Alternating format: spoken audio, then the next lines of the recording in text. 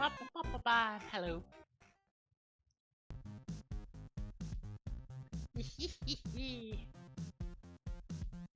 I have a new person in the popcorn bucket today. Hi.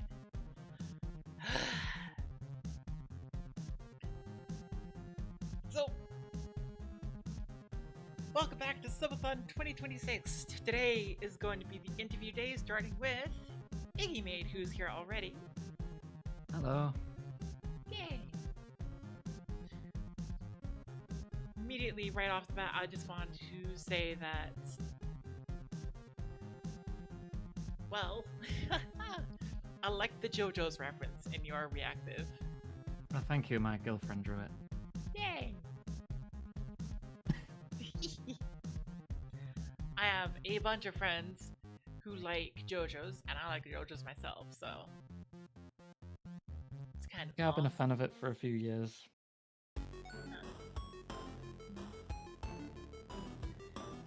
So, according to Twitch, we have 30 seconds until ad break completely ends. Nah. I have in front of me a list of questions, but the way that this normally goes whenever I interview someone is that I very much like people going on tangents and just talking about whatever they want, so don't feel too much pressure, alright? Feel all the pressure. Understood. I'm brilliant at feeling pressure.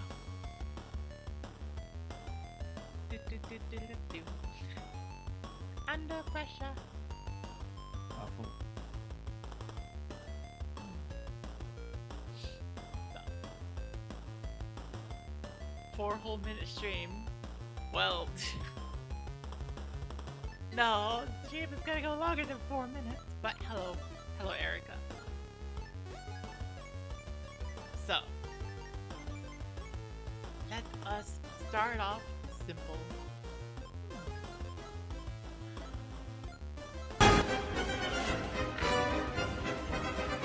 Never mind. We're gonna start off with having Raiders.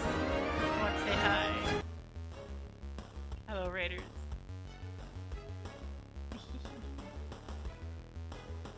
So, let us start off simply. What is your name? I am Iggy, also known as Val, sometimes known as Reb on the weekends. I am a Twitch streamer for 10 years, nearly at this point, come next month. Ah. Happy early anniversary on that. Thank you. I need to figure out what I'm going to do for that. 'Cause that seems like it should be a big event. Yeah. And let's ask about your characters. So, I see that you are a lizard person. A lizard person with boobs. Well, except Yes. Grabs doesn't appear to. Well, the Grab doesn't know those. It's complicated. Sometimes it's just iguana person. Sometimes it's alien lizard from the planet Majorlon 7 that got exiled for destabilizing the global economy with feet pics and unethical cloning experimentation. Depends who you ask. Ah. This is what happens when you let your chat write your lore, by the way. Oh, I love that. Huey trying to say, like, you are a chameleon. Yeah. This is a running joke from Huey.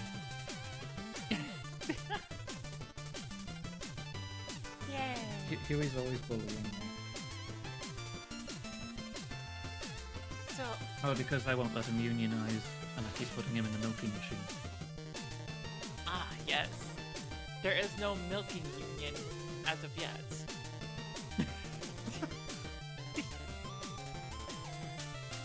Not more people have to, like, commercially produce milk for that to be a thing. So, just a little bit about the lore of your character. You said that your chat created a lot of it. Yeah. I have over 500 pieces of user-written lore, some of which completely contradicts each other. It's a bit of a glorious mess, but it's all good fun. That sounds wonderful.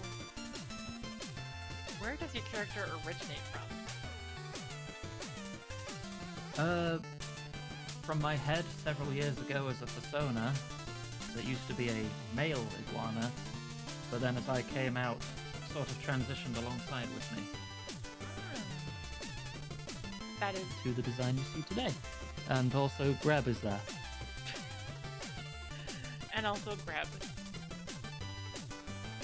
That is absolutely lovely to hear, though. Just like, absolutely love it when a character changes alongside like creator. And then there's also grab.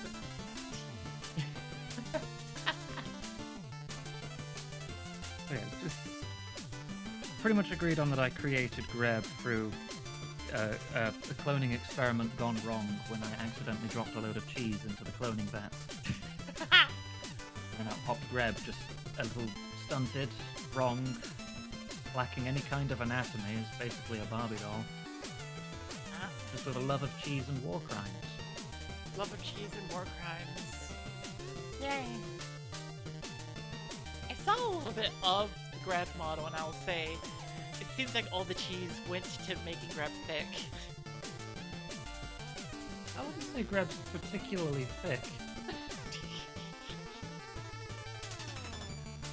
Yeah. It's asexual, it's 2'9", and it likes starting fires. Oh, that is awesome. So, with all the talk about lizards, what is the inspiration behind, like, having a lizard? The inspiration. Okay, this might get a little deep. Let's go But if we were deeper to the start better. somewhere, I would say I just like lizards. Yeah! That is the best reason anybody can give. I like lizards. Anything in particular? Like, as a kid, did you play with lizards, or were I've had a lizards couple just- pet lizards over the years, Ah, and see them in zoos. I just thought they were chill and just pretty cool. I was one of those dinosaur kids, for sure. nice. Always liking lizards and snakes. That is awesome. Makes me think that you share something with like the people behind Metal Gear Solid, naming everyone after a lizard. Well, there's some birds and cats in there too. Falcon Okay. Raven, Revolver Ocelot, and a third example. Example number 3, you gotta watch out for that one. Especially vicious.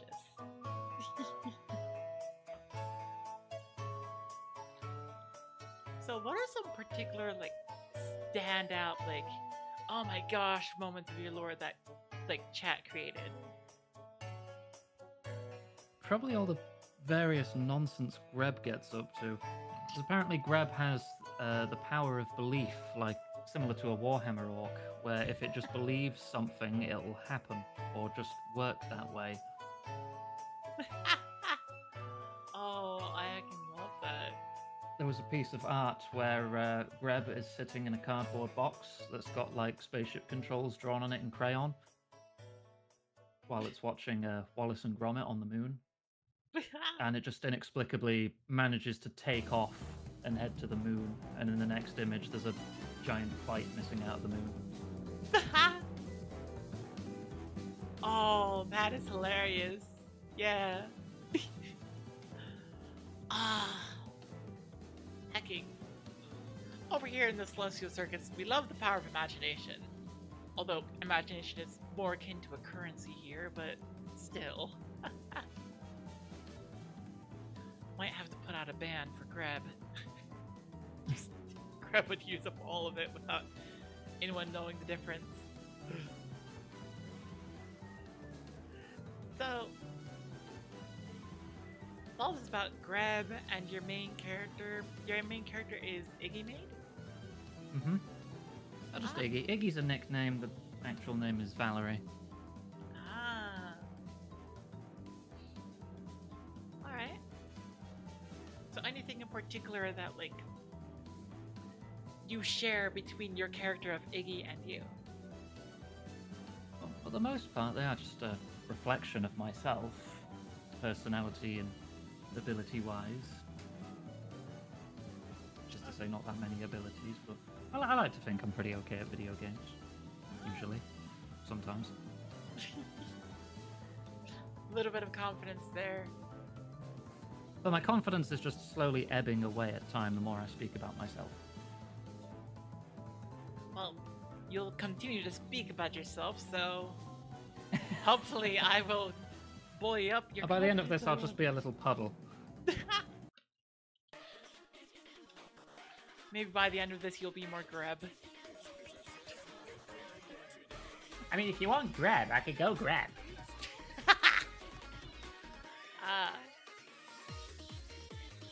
But I feel like that's probably best for another time. possibly. So, you play 2 different characters on your streams. What are some of the major differences between the two? Well, a lot of it comes down to like the kind of things we play and how we act. When it's a me game, it's generally something pretty chill. Like on the screen there, playing a lot of RuneScape, going through all the narrative and quests, reading out dialogue out loud, just enjoying the story. Whereas with Greb plays a lot of like chaotic games, sandbox games, stealth stuff. Basically anything with a lot of explosions, you can bet Greb will be all over it, just screaming and laughing.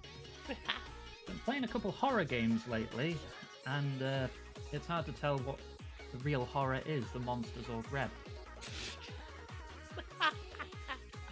Sometimes when Grebs just run out into the void of the dark, just brandishing a crowbar, screaming at the monsters.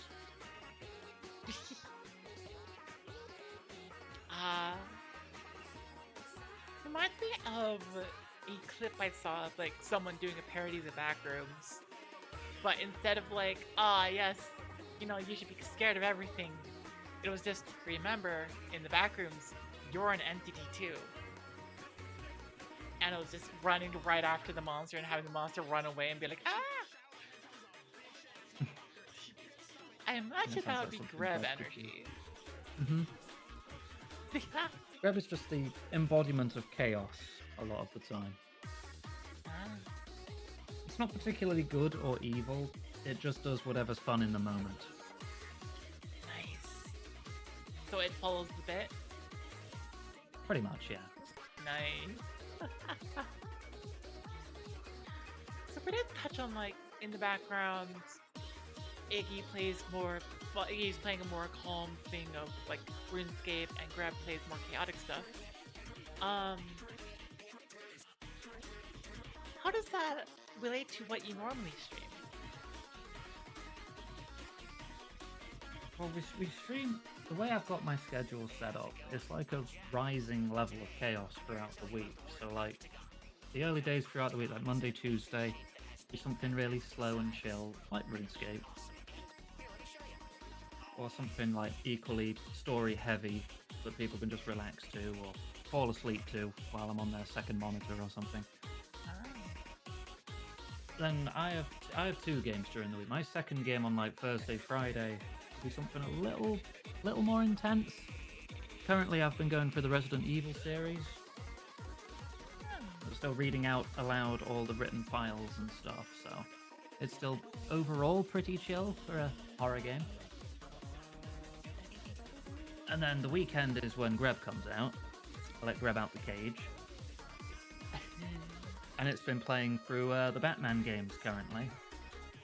It gets to beat up loads of people in a more higher speed action game. Absolutely. Fly around a city throwing bombs at people. I mean, you let Greb out of his containment cell. Yeah, it's been a running thing for a while that Greb is some kind of SCP. So the weekends are more like a controlled burn, letting Greb out so that there's not a worse like Greb reach later. The grab needs its enrichment, otherwise everyone will suffer. We'll break into the cheese mines again.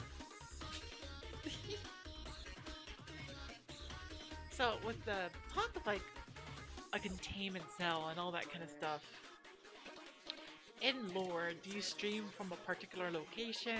Are you like, is your character and characters located anywhere? That's not really been something that's come up as an actual discussion before, so I don't really have an answer to that, but I could make something up on the spot. Ah, that could be fun.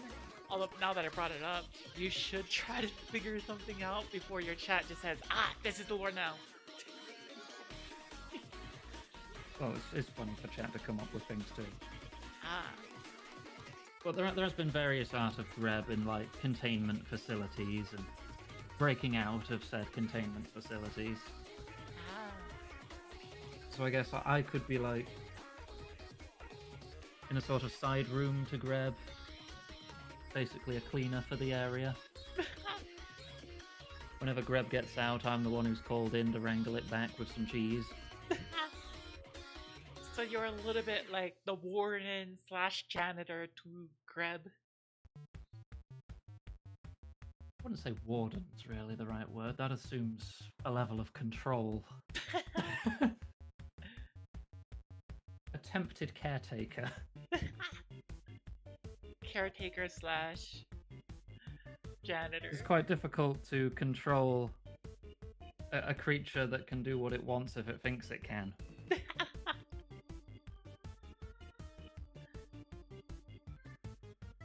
Iggy's Greb's guardian on paper. Ah.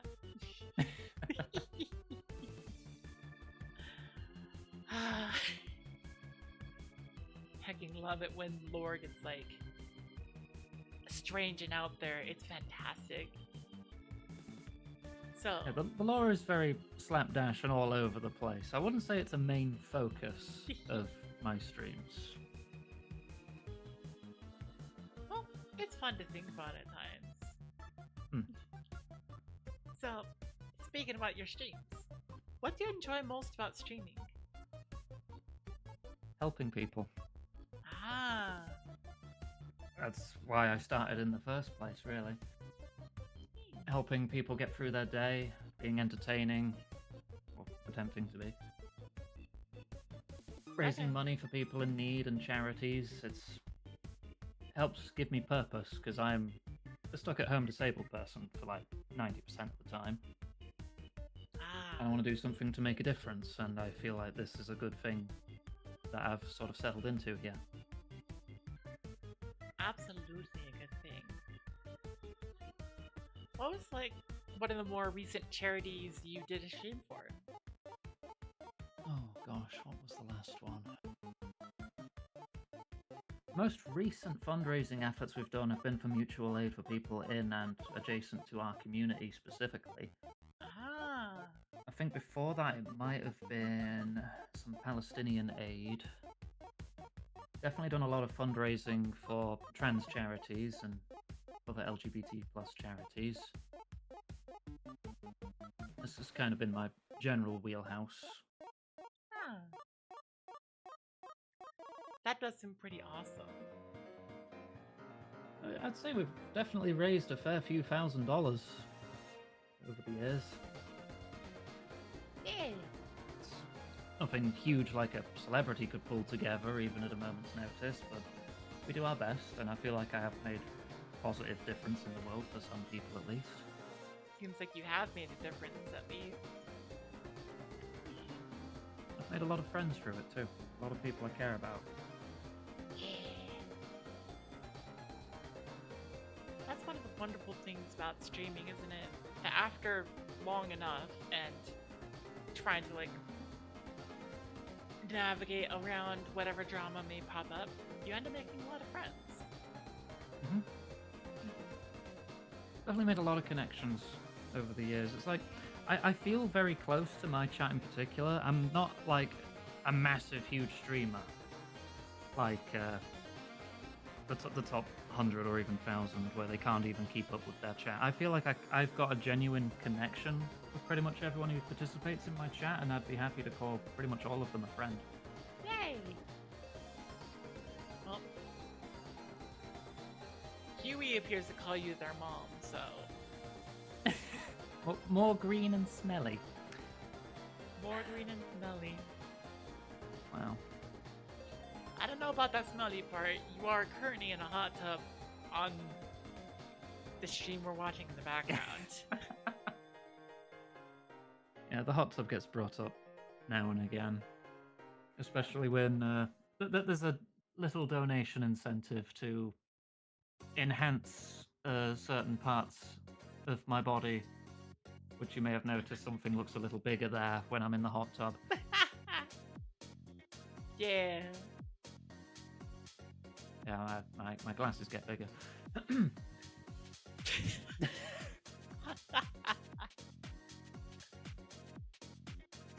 Does make me wonder what Iggy would look like with absolutely massive glasses. Just big round swirly nerd glasses. Oh yeah. Massive glasses, like each individual lens is like as big as your head. Oh gosh.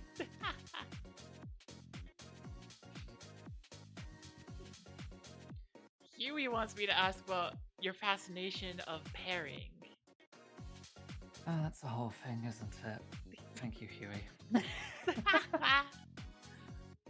I do have a thing with games with parrying mechanics. Or like perfect blocks, or like when you swing your shield and deflect an attack, that kind of thing. I've made YouTube videos about it, trying to guide people on how it works, how to get good at it. And if a game has a good parry, it basically immediately gains 3 points for my review. It's something I really like doing. I appreciate a lot of the design that goes into a good parry, because I feel like many parts of game design may get overlooked by a casual player. So like when you think about the sound design, the actual mechanical effects, how it affects the flow of combat, there's a lot to consider in the design of a good parry. If I were to take Dark Souls as an example, the parry in that game, it can take a bit of practice, but once you get it, and it's just the big sound, it goes whoa, and the enemy just falls down or stumbles backwards, open up for a big attack. I just find it a very satisfying thing to exploit. I'm definitely not the best at it. I just appreciate it a lot. And I just like doing it whenever I can, even if it gets me killed sometimes. There have been times when it's like, if I'm fighting a big boss and the boss can be parried, I will try to bait out a parry as the finishing move, and there have been times where I've regretted attempting this, but when it works, it's worth it. Just puts you in a position of dominance over the enemy, and I like that. So you're a connoisseur of the parry, a parry sommelier, you could say. I've made tier lists of how parries feel in certain games at times. I have to see if I can still find that. I might have it saved somewhere. Not sure where. Oh, that seems awesome. What game do you think ends up with like some of the best pairing you've seen? Well, the sound design has to be good. The risk-reward factor has to be good. Because if it's too easy or too hard to pull off, then there's no point. I say some of the best games for it are like a lot of Souls-likes games. Even the latest Zelda games had a pretty decent parry. Yeah. Some of the Yakuza games, though I'm not too fond of where that series has been going lately. Okay. I could see if I can find my tier list.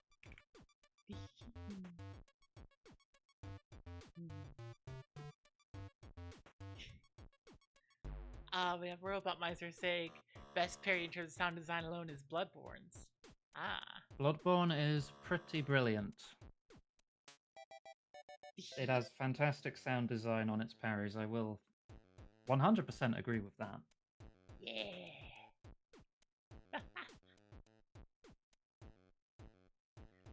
Hmm. Does make me think of a few jokes that I've seen in regards to parry. In particular, one that's just a platypus. Street Fighter character comes along. Parry the platypus, and I'm like,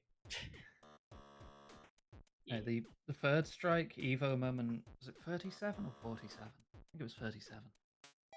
That's like the holy parry for me. That's like my religious scripture right there.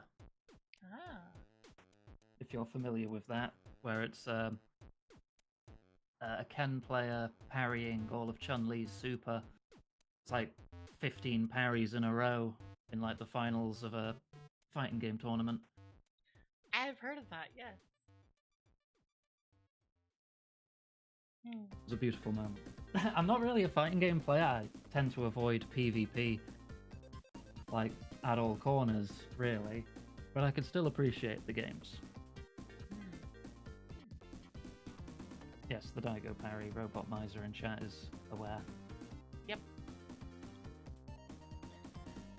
So in regards to that, like, do you end up watching any like video game tournaments with like lots of parrying, and you're like, oh, this parry technique is good, yes. I'll catch highlights at times. I wouldn't say I'm an avid, like, watcher of fighting game tournaments, usually. I'll keep an eye out for trailers for new games that feature the mechanics, though, and whenever someone comes across a game that has these kind of things in it, they'll go, oh, Iggy will like that, send that to Iggy. At me on Blue Skies, like, oh, check out the parries here. It's like, I've become known for it. Yeah. Several clips of me pulling off parries as well and making rather embarrassing noises as I enjoy it a bit too much.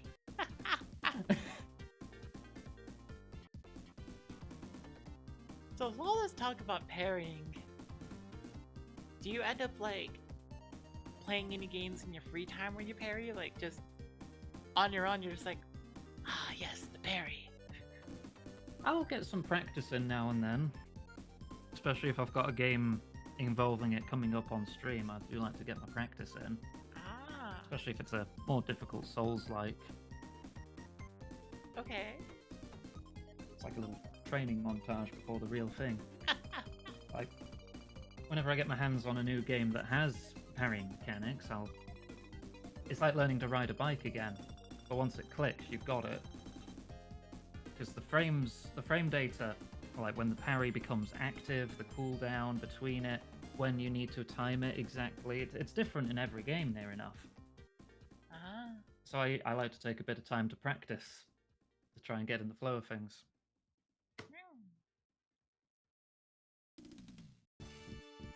Aya treats parrying like a science. There have been times I've brought up the literal frame data, especially for the Dark Souls games, of like when parrying is active, the cooldown moment, the warm-up moment, how many frames between the warm-up and the active frames, how this differs between different weapon types, like a parrying dagger versus a buckler versus a greatsword. I'm trying to find the optimal way to parry, and it's like, okay, I'll need this piece of gear, and if it's like Elden Ring, I'll need this art equipped to boost the parrying. But if it's a game with like build variety, I'll be building for parrying every time. Optimized for the parry. Oh, an accessory that boosts the active time window for parry. Yeah, that's going on forever. That is the instant, easy, like, choice for you. I think he tries to parry in non-parry games.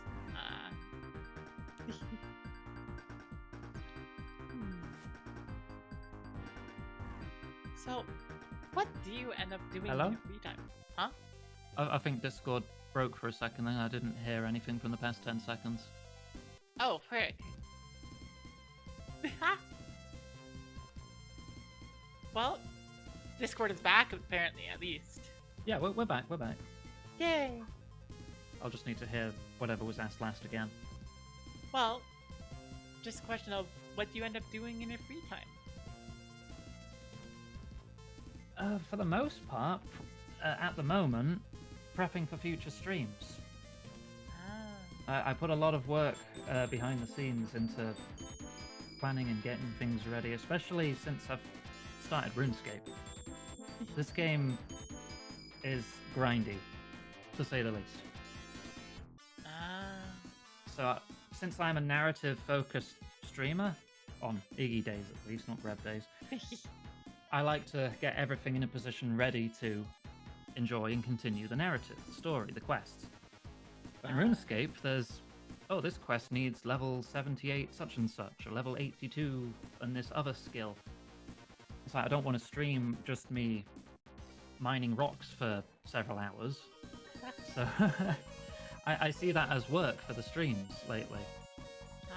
Getting all these levels into position so I'm ready to do what I actually want to stream on the stream. But outside of stream stuff, I do play a lot of games in my own time.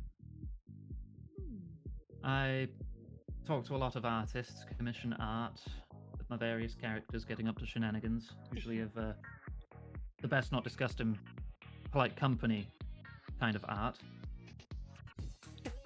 I like... I do enjoy board games and tabletop RPGs, though I don't often have much opportunity to play them very often. I hang out in my Discord, spend time with my community, try to help people get by, talk to them, listen to the problems, play games with them. I do like baking as well, in my own time. Planning on baking some brownies later today. Like orange chocolate flavour brownies. What's your favorite thing to bake? Bread. I like baking my own bread. Homemade bread, amazing. I do want to expand on that and start getting into like cakes and such, but that'll come one day. My kitchen at the moment is rather small. Fair enough. In time, the cooking stream with Iggy. Yeah.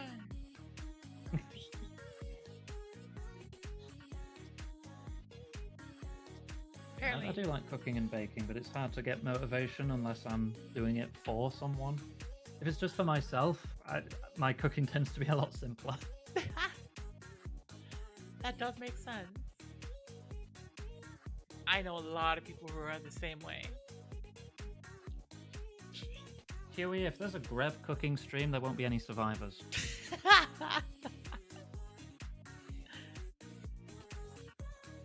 So I have seen like people from your community put a lot of different emotes.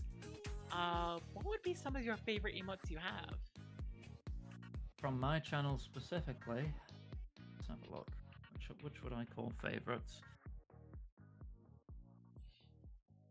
I do like this one, the Groob, which is just Greb's face pasted on a 3D rotating cube.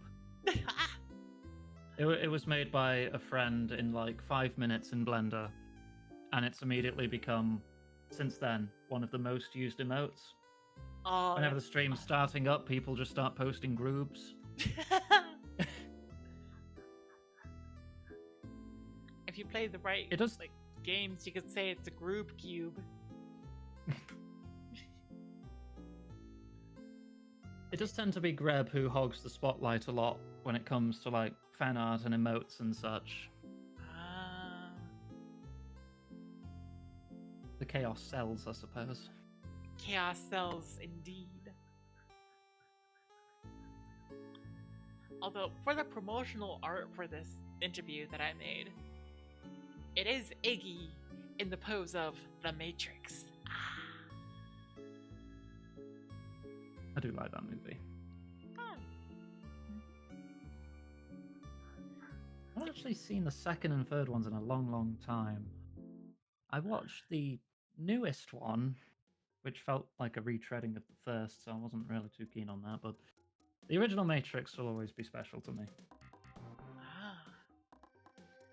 Any reason in particular?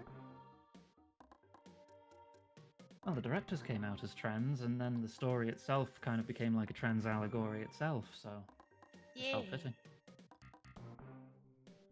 That makes absolute sense. Yeah. So, out of all of this, I do wonder, especially since you said that you like to prepare for streams and such, do you Mhm. have any upcoming projects or streams that you're preparing for? Upcoming. I am working my way through the entire Resident Evil series, minus a couple of the games that I really dislike. Ah.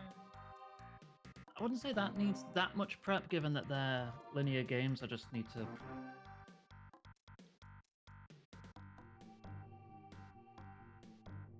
Hello? first try every try. That was a sense. I like testing things, so I'll get everything ready. I give myself plenty of prep time. I do a test boot. I do an audio check. Make sure everything's stable and running. There's a fair bit of post-stream work for them.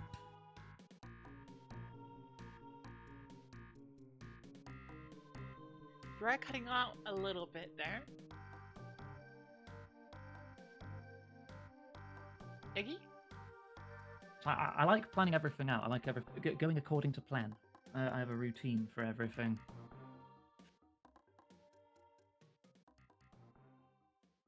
Hmm. Hey, Iggy? Yes? You do appear to be cutting in and out a little bit. I could be having issues with Discord then if it cut out earlier. Do I sound okay at the moment, or is it At the still doing moment, it? at the moment you do. You sound okay. Okay, well, hopefully it stabilizes because I don't see anything on my end that I could change. I think the British heat wave is melting the internet cables. Oh no! It's not that hot at the moment. That heat wave was a while ago now.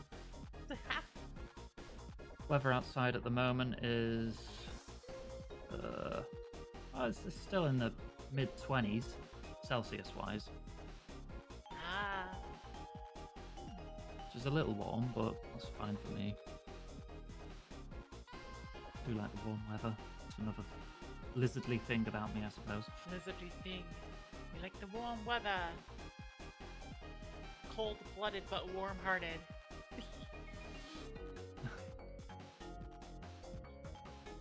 Seems like a slogan. So, what are some of your favorite moments from you streaming? Favorite moments.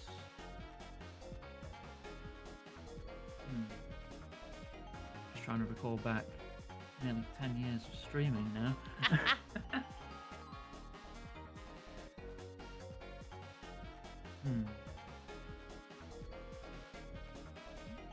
I did have a lot of fun with a D&D campaign that I was the DM for that I streamed the entirety of.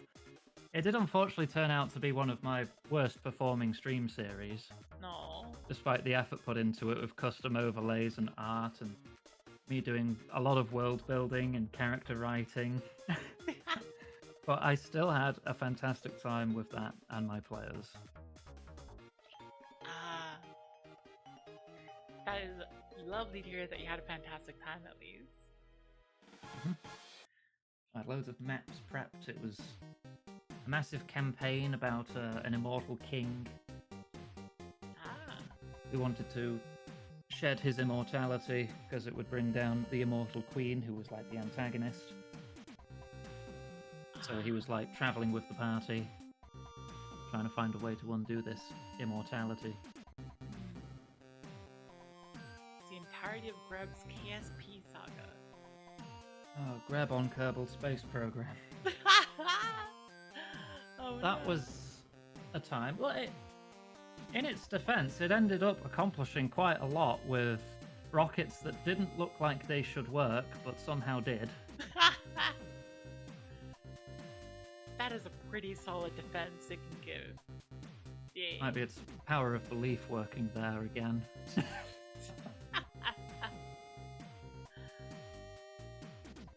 It should There have were a worked. lot of explosions and somehow successful missions following those explosions. Greg shipped the And one of its solar Kerbals was named Greg, which was quite close to Greb, and a lot of times people's autocorrect, if they're watching on mobile or whatever, will autocorrect Greb into Greg, so Greb has a bit of a dislike for the name Greg. So the Kerbal, named Greg, ended up in a permanent low orbit around the sun by himself in just a chair. Just exiled to low solar orbit. Absolutely exiled to low solar orbit.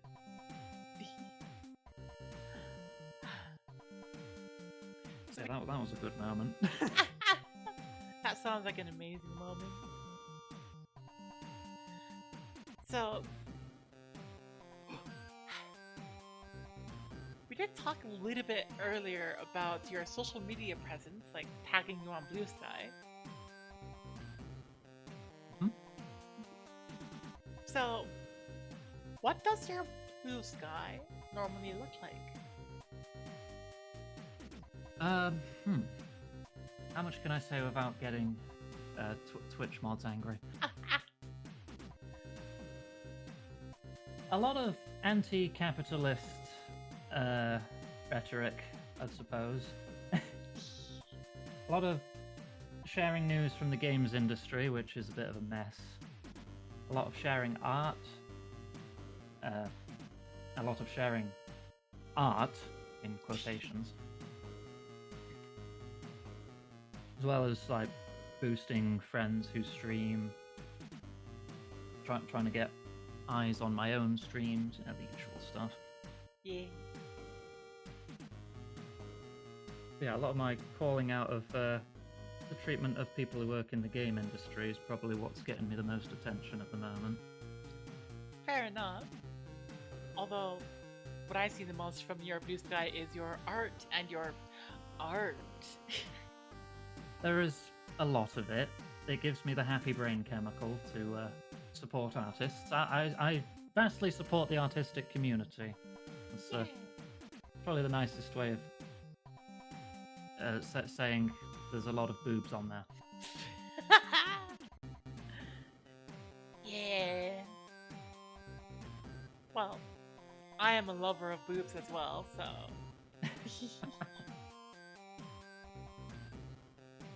I will say I appreciate that. I will say I do have a rather poor memory, so I appreciate Huey and Abby helping me remember moments from my streams, such as Greb's poop soup debacle in Abiotic Factor. Would you mind explaining what the poop soup debacle is? Well, Greb is lacking in anatomy, right, in the lore. So Greb doesn't poop. If cheese goes in, what happens after that is anyone's guess. So when it's playing a character who can poop, sometimes it gets a little excitable over this prospect, and will start making poop soup and offering it to people, and start chasing people, going, "Hey, do you want some poop soup? I made this poop soup special." And I think one time it even pooped on Huey's bed. Oh. Left a little present for Huey there. But yeah, utter chaos with Greb all the time. Yeah. It will explore and break any mechanics it can get its hands on just for a giggle.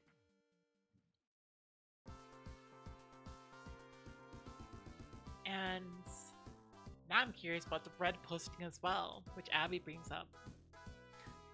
Oh, I baked one of the loaves of bread I baked. I posted on Blue Sky. It was just a picture of a loaf of bread in a little bread tin, just fresh out the oven, and me pointing at it, going, "Look at this bread." Yeah. And somehow that post of me just going, "Look at this bread," got thousands of likes. Yeah. And I'm like, of all the effort I put into a lot of my posts and research into the game industry and the effort I put into my streams, all I had to do was just point at bread. You point at bread and suddenly, oh my gosh, you've made it as a streamer, let's go. Yeah. Yeah. So it's always the low effort memes that actually get going, not the stuff you actually put effort into. Yeah, but stuff we put effort into is mostly for ourselves, yeah? I mean, I enjoy both sides of it. It's all a good laugh.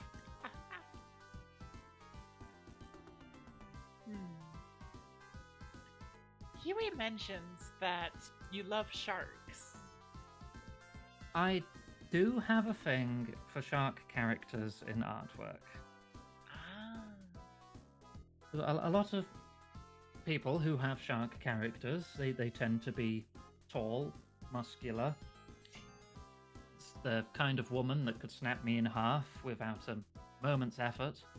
And, you know, I have a type. And that is the kind of woman who can kick my ass. I don't think that's too uncommon these days. Absolutely not too uncommon. I may have attracted a fair amount of people who have shark characters to my community, slightly on purpose. Surround yourself with shark woman and just be like, ah, yes, oh no, I'm in danger, oh no.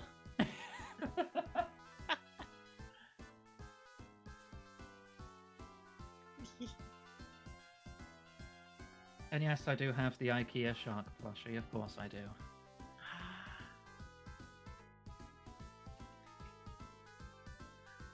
There's also a Greb plushie, Oh, custom made.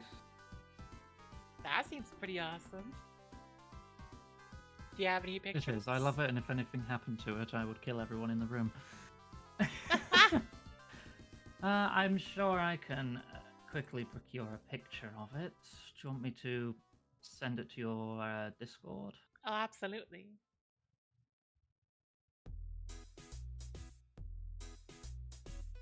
There you go. As soon as it loads and sends. Ah. Let me quickly grab that and show it on stream. It is my lovely little creature.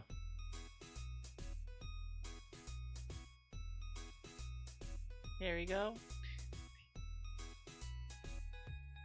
It's custom Greb plushie.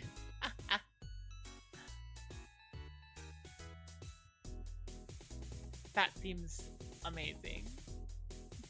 It is, I love the little thing. You love the little thing. It appears that, according to Thames, there's an AI company that absolutely does not love Greb. That AI company quickly turned into one of the most disliked accounts on Blue Sky. Oh, which one was that again? I'm trying to remember.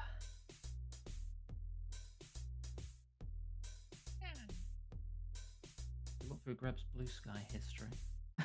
Try to remind myself.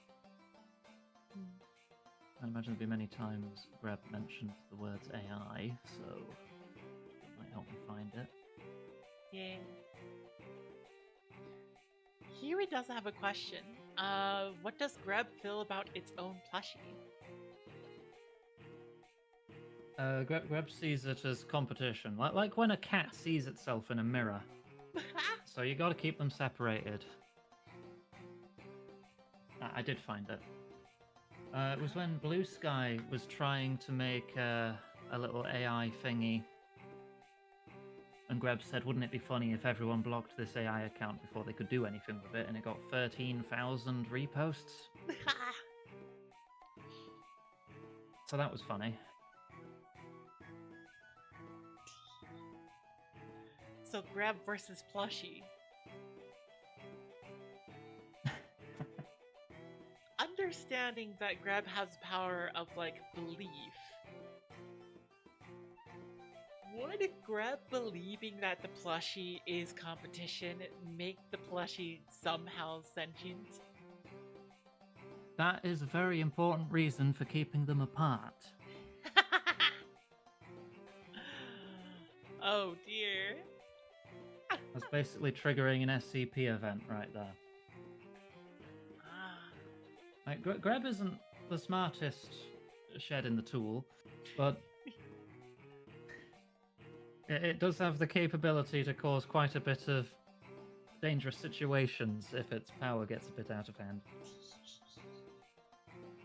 Like, if it had two brain cells to rub together, it would probably take over the planet in like a day. You know, Huey is establishing some new lore for you. The plushie is sentient, it just works on Toy Story logic. With Grab's limited interaction with it so far, I wouldn't even be surprised.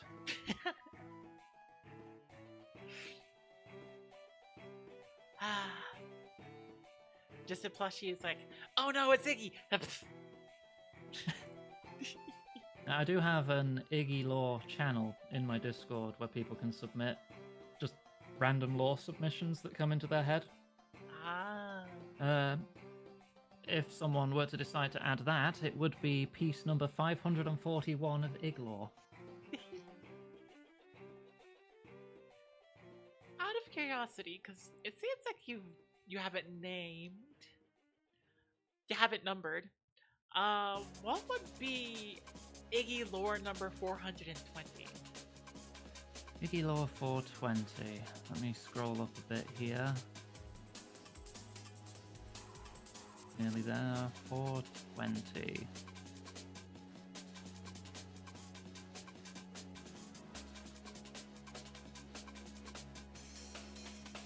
Hmm.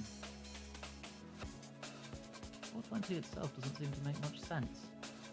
I could just go with the one before it. Because I'm not sure what context Blackbird's Baked Into a Pie has as a lore entry, but that's the entire entry, so I'm a bit confused. I mean, we could say that it's Blackbird's baked into a pie. It doesn't seem to have anything to do with me or Greb. It's a shame, it seems like a waste of a funny number. The one after that is Iggy introduced Feet Coin as a fiat currency on Majorlon 69, which is one of the planets of Majorlon, the Majorlon system. I didn't know there were 69 of them. Just to piss off the Majorlon Crypto Church. Majorline Crypto Church. Sounds like a church that absolutely should be pissed off at every available opportunity.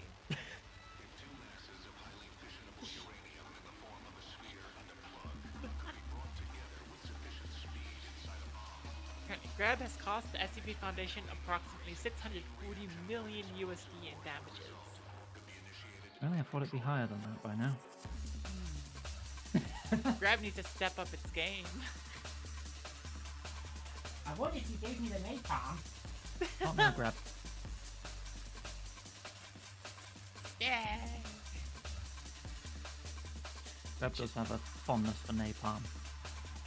Just nobody give Grab an unlabeled can of like Elmer's glue, because then that could just become napalm glue.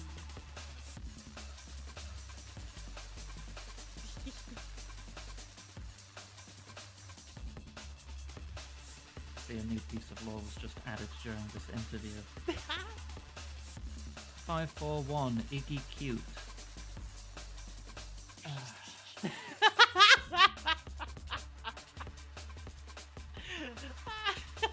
Well, my chat have been bullying me lately, calling me cute a lot, and I will not stand for it because currently I'm sitting, but I'm not happy regardless.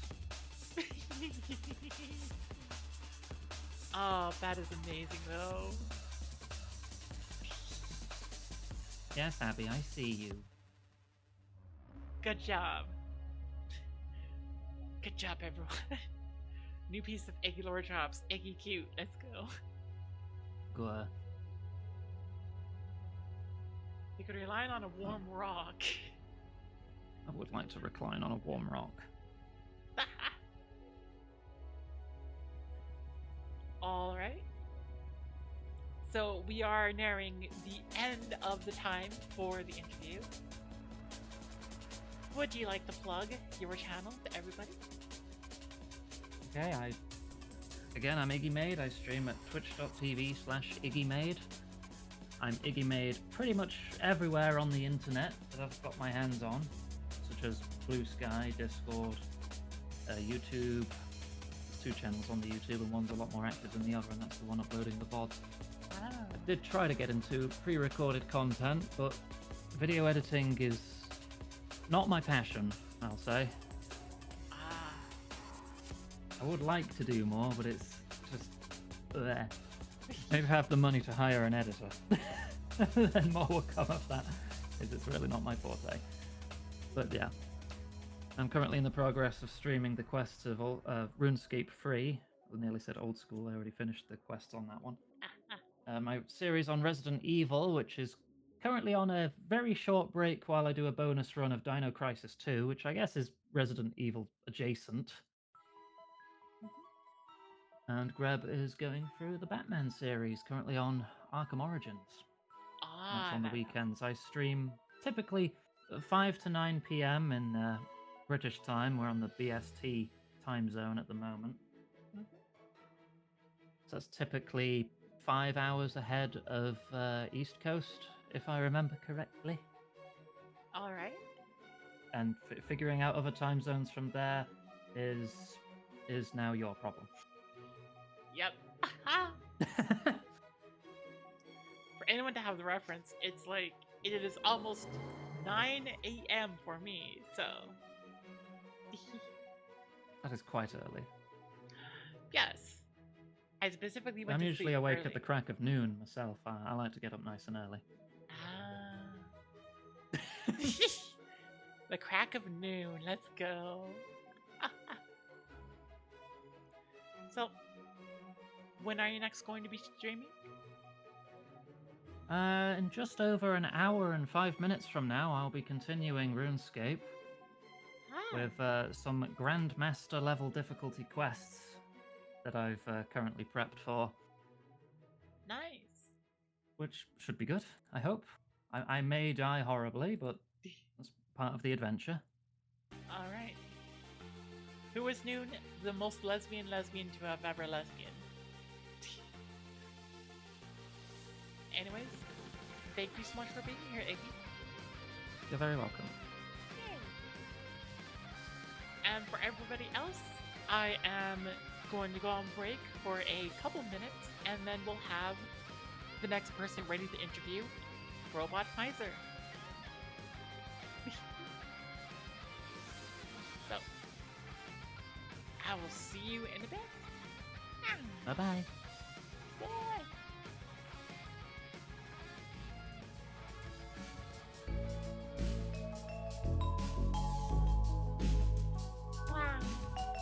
Oh. Are we good to talk? Okay, can they not hear us? Or can they hear us?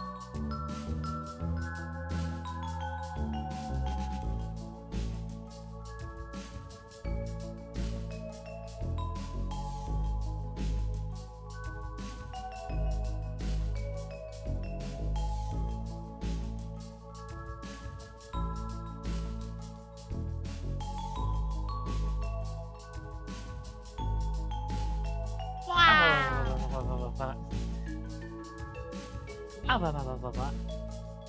Abba-ba-da-ba.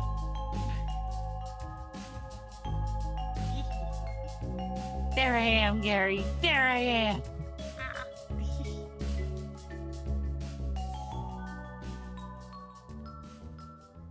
So, hello. Yes.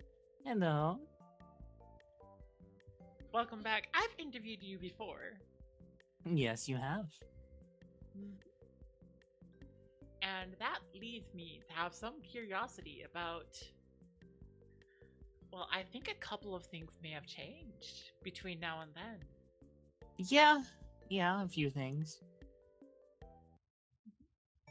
I know most importantly is my, preferred name at the moment. I think is most prominent change, personally.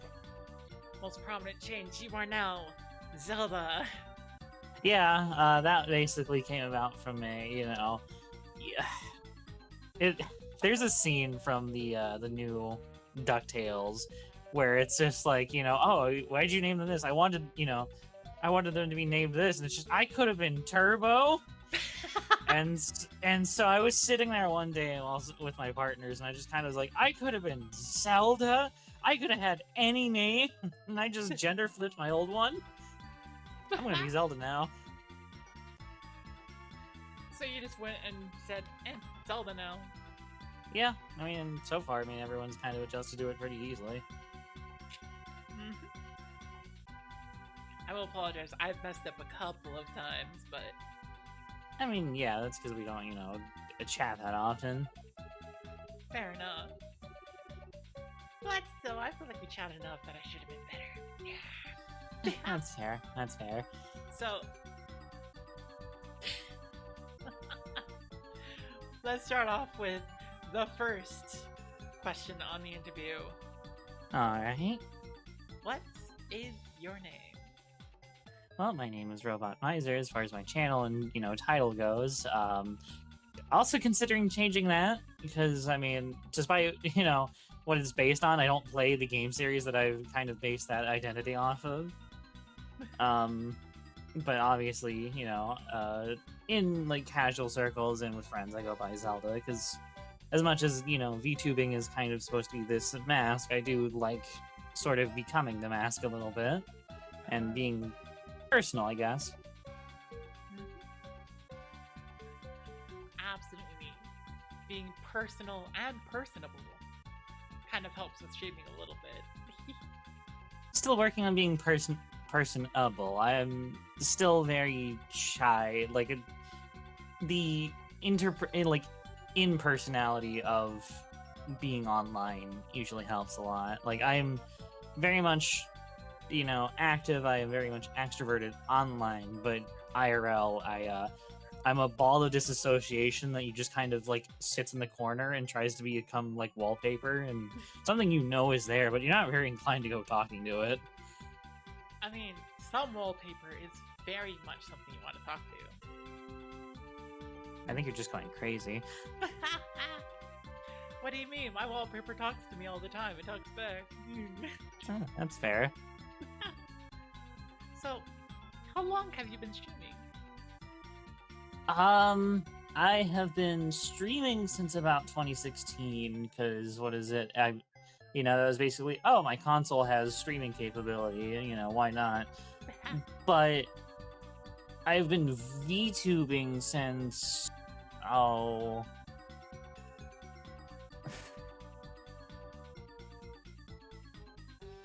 2022.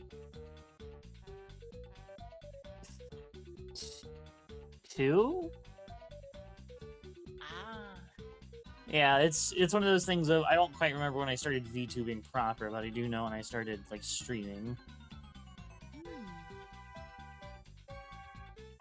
Alright. Which also, speaking of, between last time and this time, your VTubing model has actually changed. Yes, it has. It has. There is somebody doing comms or whatever. They're having a sale in comms. My model artist is Aki Hoshikawa, another VTuber, and that was back when she was in one of her old models as well, before she did her own rebrand. But yeah, I figured I'd pull the plug and actually get a commissioned model, Ah. and so far that seems to be doing well for me. I'm thinking of commissioning other models, just because, like, I mean, I like my current one, but it's the thing of, it's like having a bunch of suits. Having a bunch of suits is nice. Yeah. We have talked a little bit about your lore personally, but Yeah. do you want to talk about like the origins of your character? Oof. So originally, like, before I even like conceptualized the VTuber side of me as like a character and, well, kind of weirdly a headmate at this point, I didn't really originally have lore until like I kind of like thought about it. And I mean, I do kind of go for the mech pilot aesthetic, and all the mech stuff I watched is, I mean, mech stuff in general is kind of fucked up. Yeah.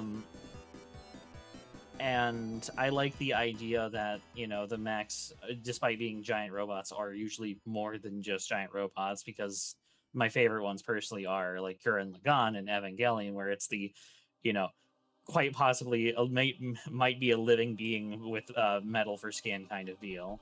Ah. And I kind of, especially for the humanoid model of me, obviously, I kind of merged that with the it's kind of a shame since I've never played the game on stream, but there's a scene from Nier Automata that kind of got to me where it's a bunch of robots like come together and basically make these like fake living beings, and I kind of wanted that for part of my lore. Ah. So, and then oh, it's a giant robot dragon. Now it's a lady, and then and then now said lady pilots her own like dead corpse, because if that's not mexploitation, what is? Speaking of, like, that is a little bit of the lore I've heard about from you, that, like, you were a giant dragon. Yeah, I still need to get like art done of that, but it's like such a thing, because you have to, because I personally like making references before I even start commissioning, and that means like fully like drawing them and such. So, but unfortunately, I'm not very good at drawing mech stuff. It's a very acquired thing to learn. Yeah. So the way you said it makes me wonder, like, does that mean that the dragon you is technically dead? Yeah. Okay. I mean, why not? I mean, in a weird way, you could. I mean, and it's not that I've thought about this, but it's more now that I'm thinking about it, like, as a thing. It's not that it was made with this intention, but you could almost read that as a sort of analog for transitioning, because you very much are basically piloting your old husk of a body. Yeah. Your old And I think I talked about that last time. I think maybe a little bit. A little bit, yeah. Yeah, you have this giant destructive husk, and now it's a lady.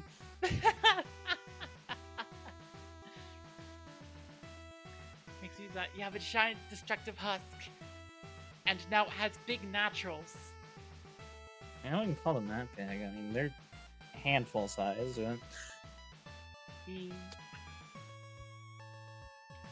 Well, having naturals. Yeah. Yeah. Yeah, I mean, I do prefer, like, I know a couple of friends that are trans have gotten implants. It's one of those things that I don't see myself doing it, but I still more power to them, and I'm very, happy for them. It's just like I'm a very, and this is kind of bled into how I VTube and how I am on social media, and I'm trying to change that, but it's very much the, I must do it by my own power. You must grow your own big naturals. And that's kind of just how I am in general with like a lot of things. It's like, oh, you know, you can ask for help, right? I do not want the help. I want to do it the hard way. But it's kind of funny because I usually play casual games.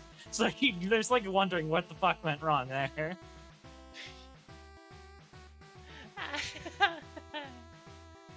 Like, I do sometimes play difficult games. Like, I'll play like a Souls-like, but even then, you know, it's just the...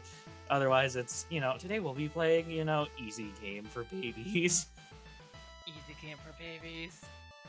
Versus just like the really difficult game for not babies. Yeah.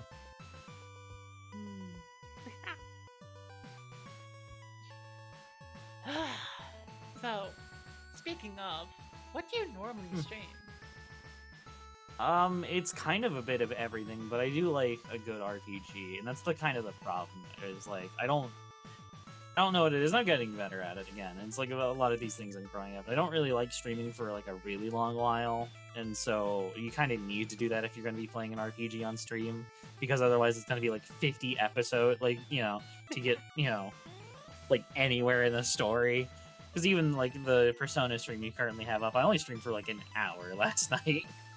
Yeah. Granted, was tired as hell because I've been working 2 to 10s and 6 to 2s alternating every week, so it's a very rough adjustment.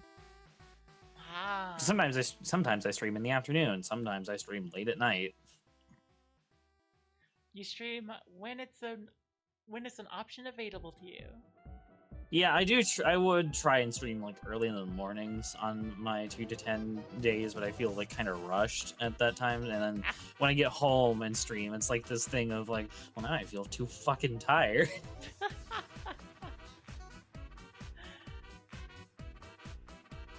Speaking of, oh my gosh, this transition. Speaking of fucking, Oh no. a lot of This is gonna be the fun question. a lot of your like online personality seems to focus on like lewd and having fun around the lewd topics. Yeah, I would say so. It's not like out of just being a horny thing. I do think that, and this is gonna sound like the most fucking hollow thing I've probably said in a while, but I think there is something to be said for sex as an expression of feelings, no matter what it's, you know, if it's positive or negative. I mean, is like, I don't know, but I'm very sex positive, but like my ideals of sex are something you would only see in like the most Catholic of like, you know, people. Where it's this, it is one of the most bare acts, I think, to do with another person or persons, to bare yourself completely vulnerable and trust them with that. And that's kind of why I'm very much a big proponent for like, how do I put this? It's like, I don't want, I mean, I do like Aerogaze and like H games and all that, but like, I like it more when it just happens to be a scene that happens, right? And that's kind of why, as much as I like, especially, you know, obviously very much from how much I talk about it and put it out there, I very much like the original visual novel for the Fate series that kind of started it all with Fate Stay Night. And while I do like the remasters and the Rialto Nua versions where it censors the sex scenes, but still keeps most of the original story and tries to keep the censored scenes within the lore of the series, that I do think there's something lost with the like missing sex scenes in the remasters, because the original has sex scenes, but they're very purposeful. It's very like, sure, it's some of it's contrived, especially in the Fate route with like the first like sex scene being, you know, oh, Saber needs mana. How do we give her mana? Sex. But like all the other scenes are very like believable to me, at least in terms of why it happens. And this is like weirdly seen in the on actually, which is kind of funny, is the scene in the movies they made for stay night for Heaven's Feel, where they actually keep the scenes instead of censoring them like they do in the visual novel. What? Yeah, like you don't see anything. They're still censored, but they're not like swapped for the alternate scenes in the Heaven's Feel movies. It's great. Ah. But yeah, that is something I am very big proponent of. Is where unabashedly horny. Maybe not like annoyingly horny. I don't try to be that. That's why I usually, I just try to maintain a level of boundaries with people. But it's like I think horny on main is not a bad thing, and I kind of do hate that there for a while it became a bad thing. Yeah. Unabashedly horny on main, and it is not a bad thing. Yeah. Obviously, respect people if they just don't want that energy, just don't bring that energy around them. But it's the thing of like, I think to you and yourself and like your blog, to be horny on main is normal. It's human. I mean, that's what is it. I have not really particularly followed his like music, but it's the dude that makes music for Jet Set Radio. Hideki Naganuma is down bad on his Twitter, and when called out on that like a couple like good few years ago, he was just like, yeah, horny is the state of human beings. What do you want from me?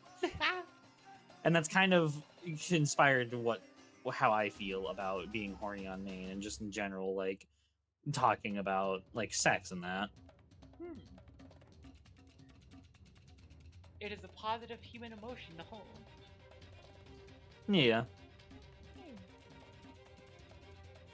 So, Oh, I heard that exhale. This is gonna be another good question. I'm just looking at my list of like, here are interview questions to ask. Rah. What do you enjoy most about streaming?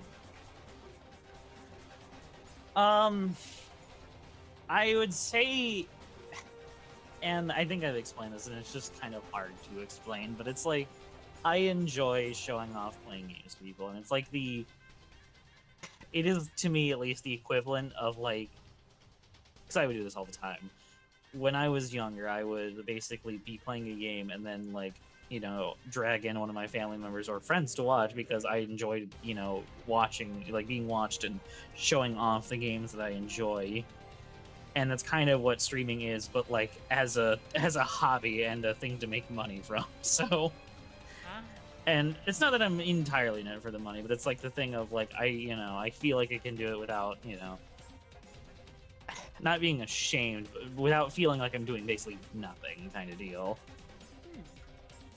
It makes me be able to play video games and have it feel in a way productive, I guess is basically how it kind of shakes out there. And that's why I kind of like it, because and then also another thing I really enjoy with Twitch is the banter. It's always about the banter.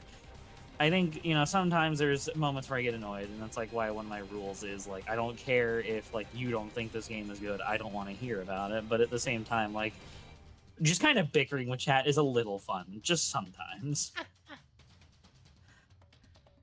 That does seem absolutely fair. A little bit of that back and forth. Yeah, a little back and forth. It's how to put it, depending on how my mood is at the current time, obviously. It's either, in comedy there's like I forget what it is, like all the terms for how like the moving parts of a joke, but like one of the main parts is called it's the straight man. It's the one who kind of just is the serious one amongst the like comedy of errors. And depending, and this is what's great about being in a Twitch streaming, is that depending on how the situation is going, you're either the straight man or you're like a part of the joke, and it's great. Like either you or Twitch can be like the one to just have a deadpan little stab into the mixing the pot of the joke, and it makes it like just crumble around you. Oh yeah.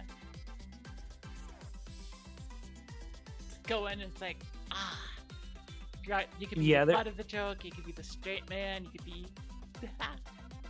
There's something to be said for when you're like suffering through a situation in a game and then either you or like somebody you're playing with or like chat says something so dry and deadpan. It's like a little jab, but it just makes you crumple because you're trying not to laugh. I think I've had plenty of moments like that on when I stream with like Wackerly and Co. Is that, you know, I'll be saying some shit and then somebody just comes in with the most like little touch of humor and it just makes it all come together. Oh, frick yeah. I especially love, like, dropping by your streams and Rackley's streams and just being like, I try to make a pun. You know this?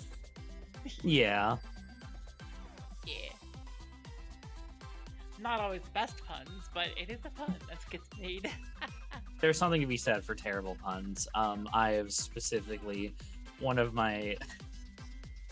So I don't really like play the gacha, but I do keep up with it in terms of like characters and stuff. Is Uma Musume, and one of the fucking Umas is Symbolic Rudolph, and her entire thing is she just makes puns. That's all she does. And you know that, so that means I've been, unfortunately, sometimes with these two partners that I live with, have been just fucking hitting them with a pun, and it's just to watch them crumple to their knees with annoyance. To fall and you try not to laugh and be annoyed about it, and it's the greatest thing ever. Ah. Speaking of, like, your IRL partners and such, what do you end up doing in your free time? In my free time, I kind of do a lot of things. I have a bunch of creative hobbies that I've kind of like flip-flop between it. Like, how do I put it? Like, my interests in creative efforts usually change with the seasons. Like, you know, like sometimes I'll do a lot of writing. Sometimes, like, it cycles. Like lately, I've been doing a lot of writing and some drawing, but like earlier in the month, I was doing more drawing and some wood carving and so on and so forth. I want to be someone who creates, but it's hard to concentrate on like creating things and sticking with them for a time. That being said, the skill does not diminish because I flip-flop so often, but you know. Yeah. Outside of my creative efforts, a lot of my free time, I do just kind of play games outside of Twitch because I don't want playing games to feel entirely like a job.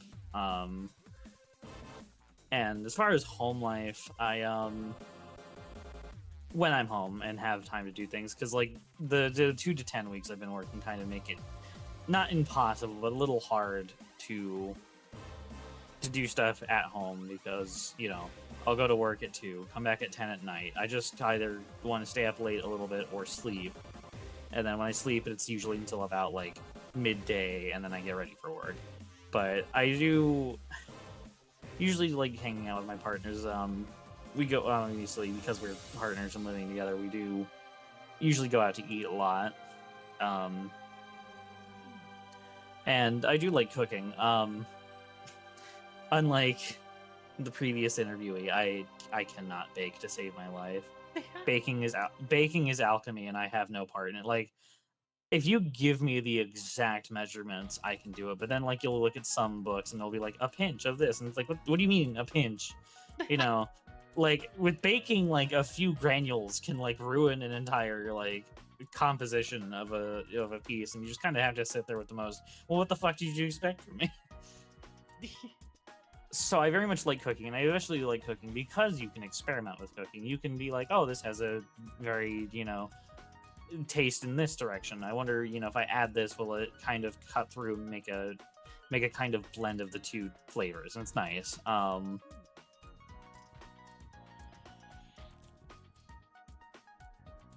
So, not a lot of cooking. You've got that alchemy, but you don't know what the value of a soul is. Yeah. No, I can do plenty of cooking. I cannot bake. and nor do I ever try making bread because bread can smell fear. This is a known thing. If you like so much as flinch, that sourdough starter will kick your ass. The law of equivalent exchange eludes you. Yeah, I have noticed through my kind of experimentation with cooking and getting to know a bunch of flavors, because I used to be that kind of person that would, like, if you take me anywhere, and it's still kind of true, but I mean, I do still kind of, if I see something I kind of want to try, I'll try it, but I usually stick to the regular things. But it's the, goes to a restaurant, finds one item on the menu you like, and that is your ride or die. You do not deviate from the path at all. But with my one partner, the one that I moved up to be with, he is also very big into cooking, but he's also very big into trying and experimenting and like trying new dishes that you might not like because, well, you might not like it, but you never know. And that's actually how I figured out I really love spicy stuff, and I used to not like it, so it could have been a thing of my taste just changed, or like honestly, I'll be real, it might be because I've heard HRT does change your like sense of taste sometimes. It might have been hormone therapy doing its job in the fun way, but I like what I'm saying. There are things that will make that man start to like sweat and like, have his nose run, and I will be adding spice to them. I do have my limits on spice. I can't just keep eating spicy things. I'm not the kind of person to like, oh, this thing is making my, entire body lock up in pain. I still want more. Oh no, what am I kidding? I'm just totally that person. We went on a Thursday the other week. We went to Buffalo Wild Wings, and they have a like, it's a 2 for the price of 1 on their boneless wings. So I, in my infinite amounts of wisdom, I got their hottest dry rub and like one of their hotter like original like sauce wings. And then in both of our infinite wisdom, because sometimes we make 2 halves of a whole dumbass, we got a like cup of their most hot sauce, which is called like blazing or whatever. When I tell you, we were in the like afterwards, we were kind of walking it off because we both got really spicy things. We were walking it off in like the local Target that's like by our B-dubs. When I tell you, I thought I was going to collapse in the middle of Target because of the spice that had hit me. Like, and we did test this because, I was like, man, I feel kind of cold, but I know I'm very warm right now. I was running a low-grade fever from just the sheer level of spicy because my body wasn't prepared. Oh, and geez. The worst part about it all was like, man, I could have totally had more of that. That being said, there are some spices I don't like. I don't like my pinchier spices. Like, I don't like jalapeno stuff. It's just kind of pinchy. And it's not something I really care for in a spice. I like a more smoky or savory kind of spice. Fair enough. Fair enough. Yeah, God, I still remember that day. Like, it was yesterday. I was, like, manifesting that one sprite from Phoenix Wright, Trials and Tribulations, where Godot's mask is, like, smoking. And he looks like he's in physical pain. It's like, And I kept wanting more. regardless of all the physical pain you could go through. Oh my gosh, you need more. You need more. It was so tasty. It was so goddamn tasty. That's the worst part. Frick yeah. On the flip side, I am also, like, when it comes to my my snacks and my, like, sweets, I really adore sour stuff. Ah. if it's not making my tongue and the roof of my mouth bleed from the citric acid, I don't want it. If you're not in physical pain, that does remind me that one of the more joke options at the beginning of Deltarune is what kind of food you like, and one of them is pain. Yeah. I do wonder if that is true for you. I don't think it's quite like that, because it's more of just I like it when a flavor is like really forward. There are certain flavors I don't like. Like I don't like bitter stuff usually. But there is something to be said for knowing what you want your food to be flavor profile wise and having it that flavor. Like if I'm not, if I don't want spicier and I'm not like stacking on something sour, I usually go for salty, because salty is very flavorful, and I usually like safe food. Like what is it? My favorite and like nearly the only sauce I actually ever put on any food is soy sauce. It gets this nice savory and salty flavor to about just anything you impart it with. Awesome.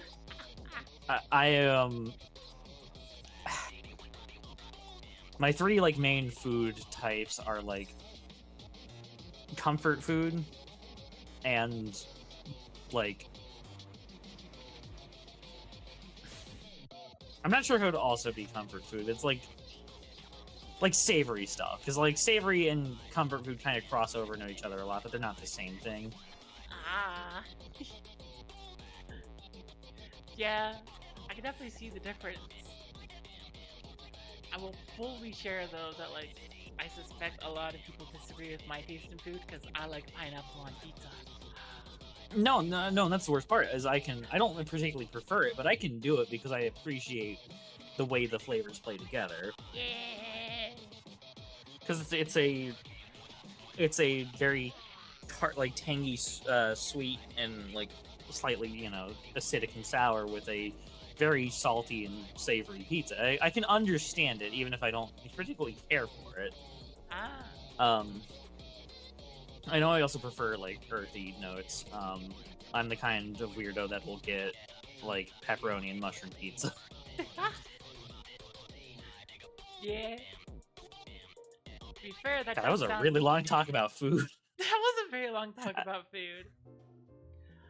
Let's bring it back to It makes sense. I am very much a foodie, but go on. So, for your character, former Mhm. dragon turned mech pilot girl who mech pilot lady who pilots her dead corpse. Yeah. What kind of food do you think she would like?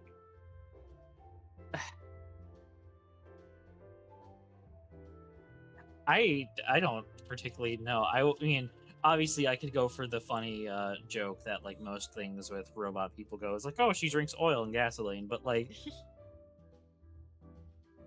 I'm thinking about this with my writer side of my brain now, because I'm honestly trying to imagine what somebody that like has no sensations and then suddenly has all these sensations would like to try first.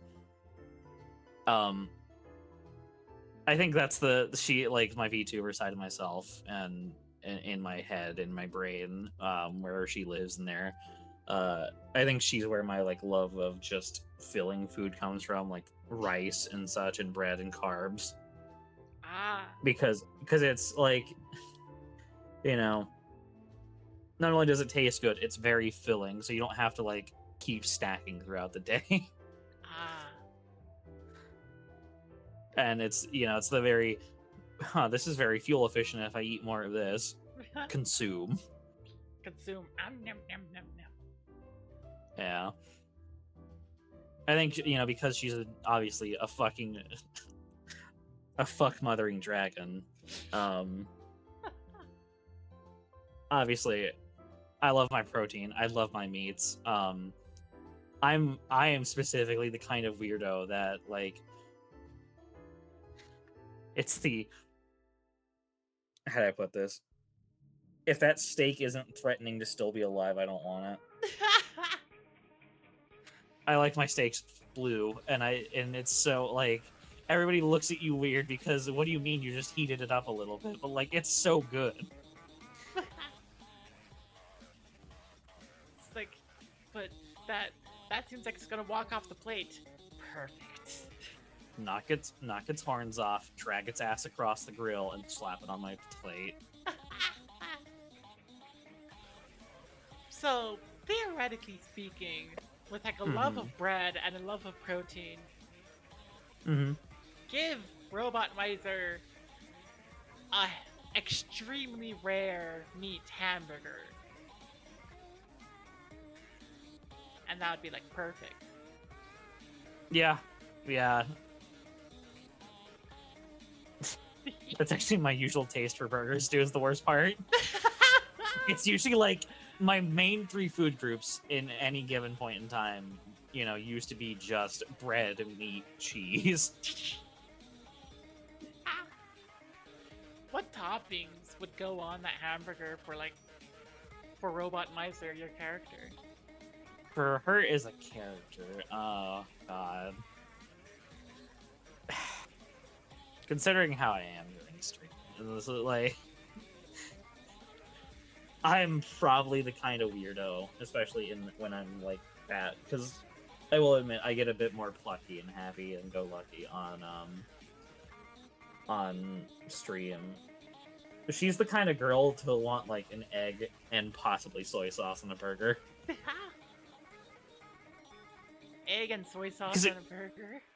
Well, because, like, you know, there's already egg on burger, and that's, like, you know, it's more protein, and it's, like, a very neutral thing, and then soy sauce adds, like, a savory touch to it all, because, like, you know, I do enjoy soy sauce on my egg, so it's just the... If all of the stuff tastes good, it would totally taste together great.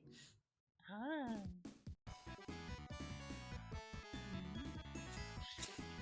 Either that, or she would be eating some autism chow. Just... And if you don't know what that is, autism chow is basically rice and some fucking bullshit. And it usually checks out. Oh my gosh. Rice and fried spam. Yum. That's how you make spam musubi, so yeah. Yeah. Rice with way too much soy sauce.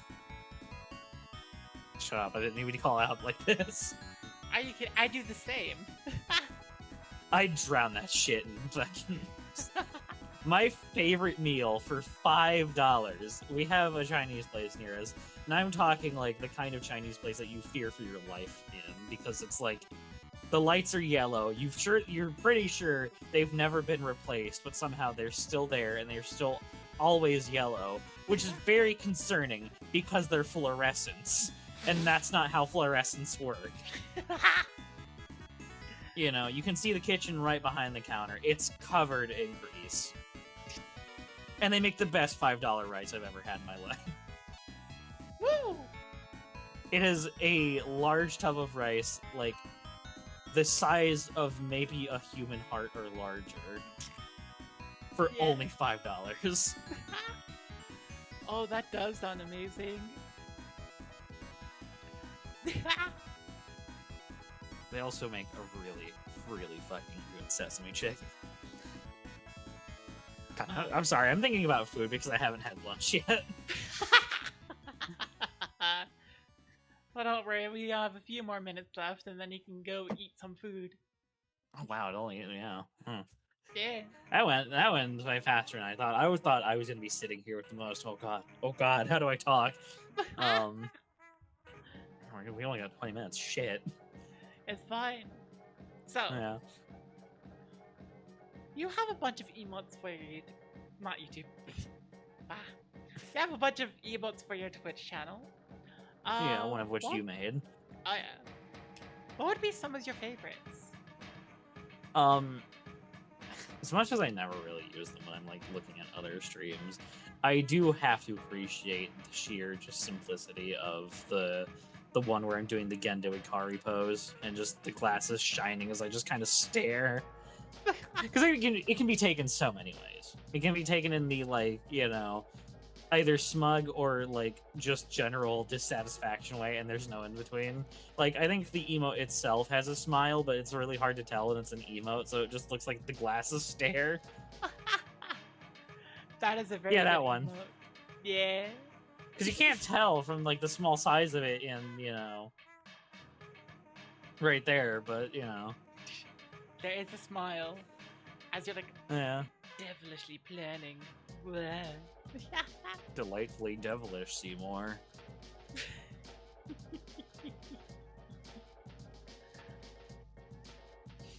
So, what do you have upcoming? So, like any upcoming streams, projects, that kind of thing?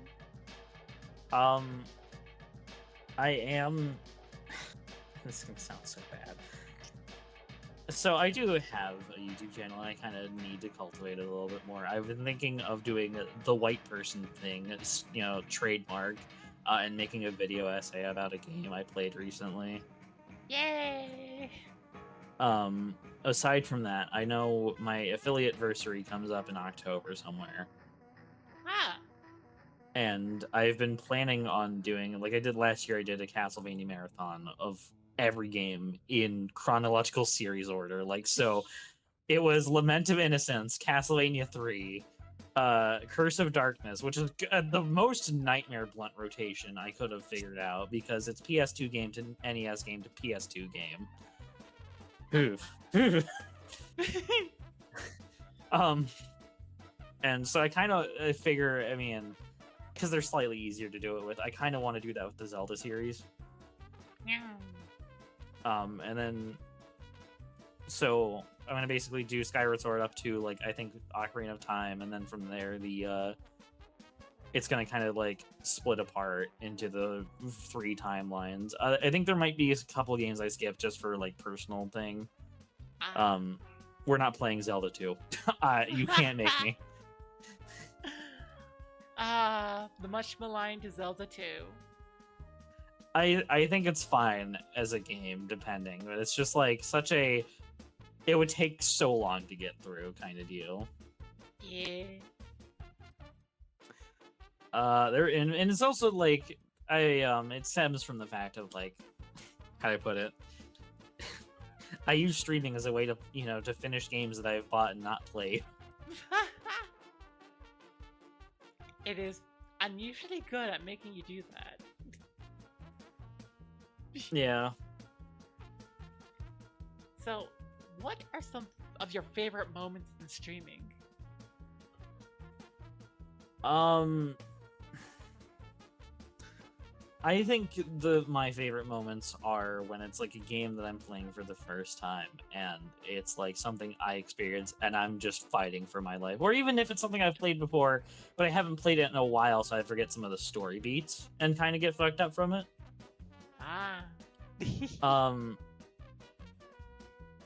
What is it? My favorite one, it was one I did, I think at the start of the year when it was still winter.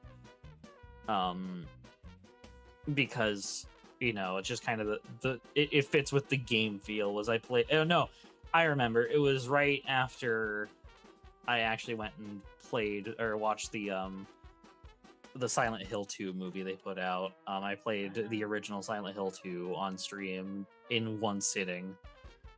And I forgot how bad the ending fucks me up. If you've not played Silent Hill 2, I can't really say much on it. Go play the goddamn game.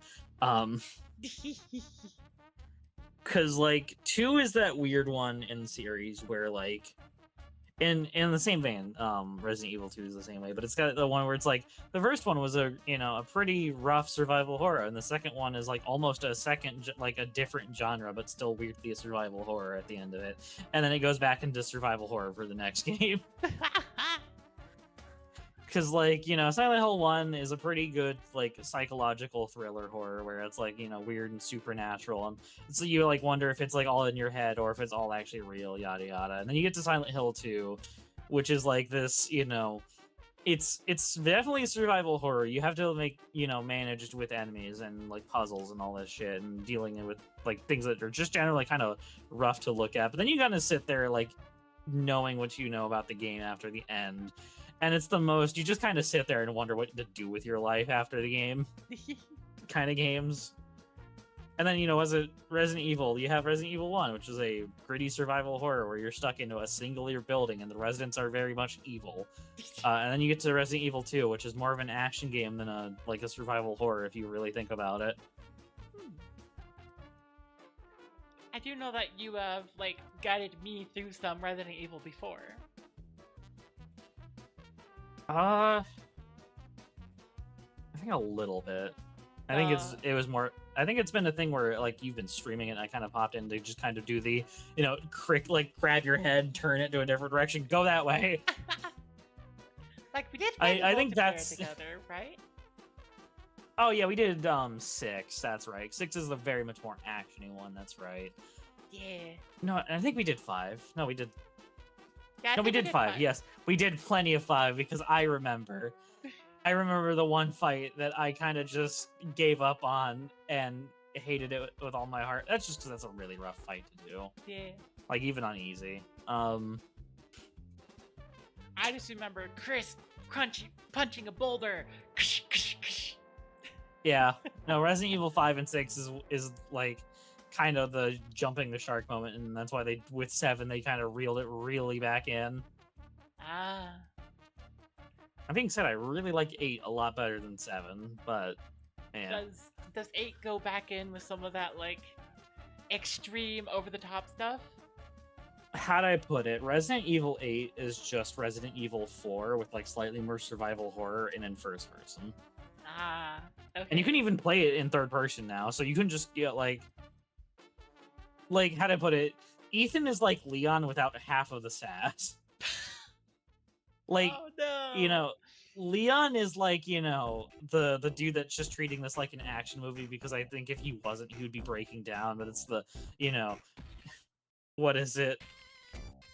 I think if I remember right, in the fucking night section during Resident Evil 4 in the castle, he literally, honest to God, says "nighty night nights" after obliterating all the those enemies. Meanwhile, Ethan is the dude that just has dry commentary on everything. He's very much the just a normal dude kind of thing, and it's great.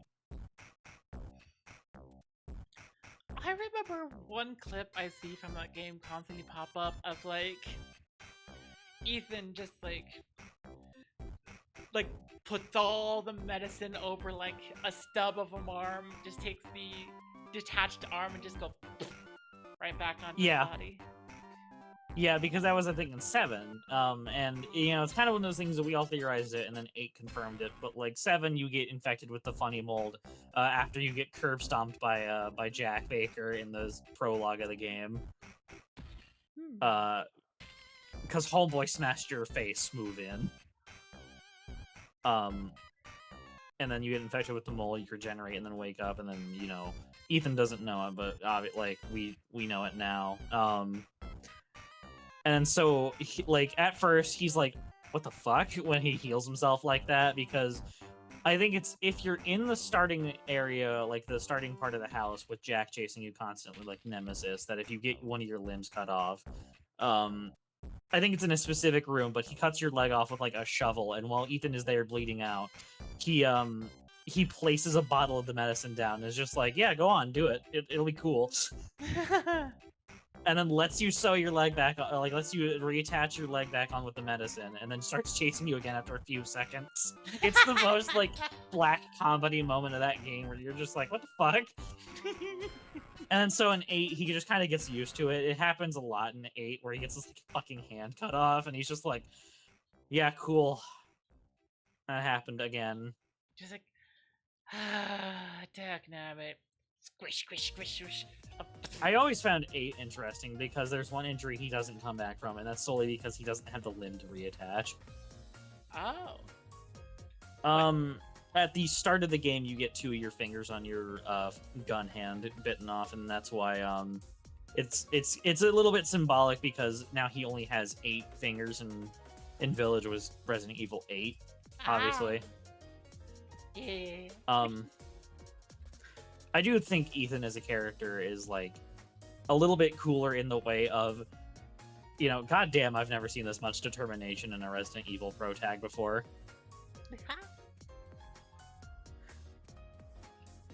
Awesome. Homeboy said, "Give me back my daughter." That is absolutely fair. I'm Yeah. like, parent on a mission. Parent has mold powers. Okay. Yeah. Yeah.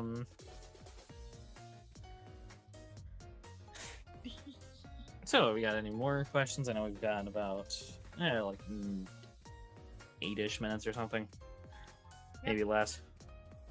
I was gonna say, we are getting close to the end, so do you want to plug anything?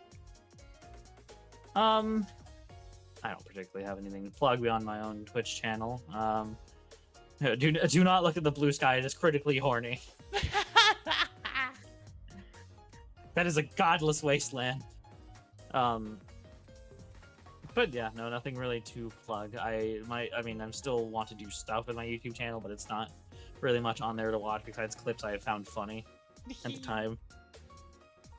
I mean, funny clips are the lifeblood of all of us VTubers. My most viewed video on YouTube is not even when I was streaming. I was just playing Persona 4, and both original 3 and 4. Basically, it's kind of like Pokemon, where if you don't like hold the walk button, your character just kind of fucking swaps over to that side and doesn't move. And so the way it works in Persona 4 is you swivel. You don't like just like move. Okay. And so it literally is just me making the character Yunari Kami just turn on his heel to the music.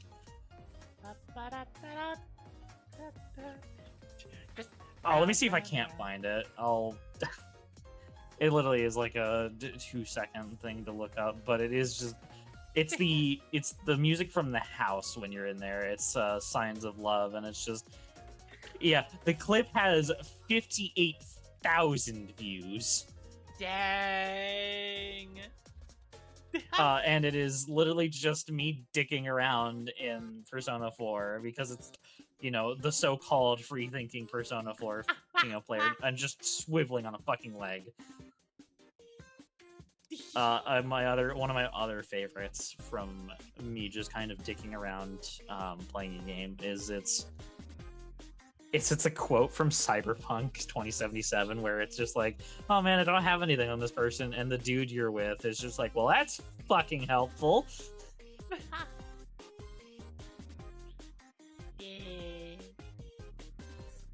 Yeah. No, there are plenty of moments I should probably like, and it's just one of those things I need to do, but I probably should like go through my videos after I stream and kind of just, like, just kind of make more clips and publish them to YouTube. Oh yeah. More clips. I will say thank you for having me on this interview. It was very nice to be here. Thank you for being here. It was nice to have you. So, when will you next be streaming? Probably tonight at 10 p.m. Or like sometime after. I usually more towards 11. I usually get food after work because your girl hungry. All right. Well, thank you for dropping by. I think I personally need to Thank rest you for for a few having me. minutes. So, we'll be on break for a little bit and then have the next interview. Thank you, madame. I will see you later. Okay. See you later.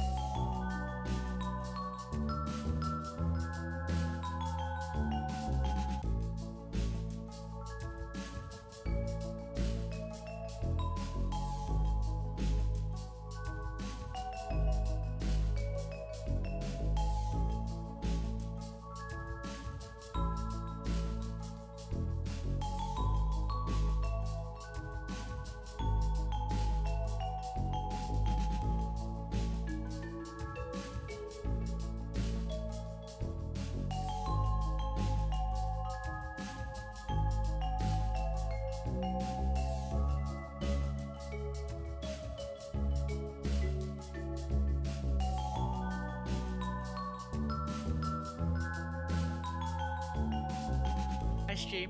Yeah. Hello. Hello. Rapapa. Very whimsical. Very whimsical. So, before we get started, I do have a question. Yes. Do you have any particular, like, previous streams or something that you'd like in the background?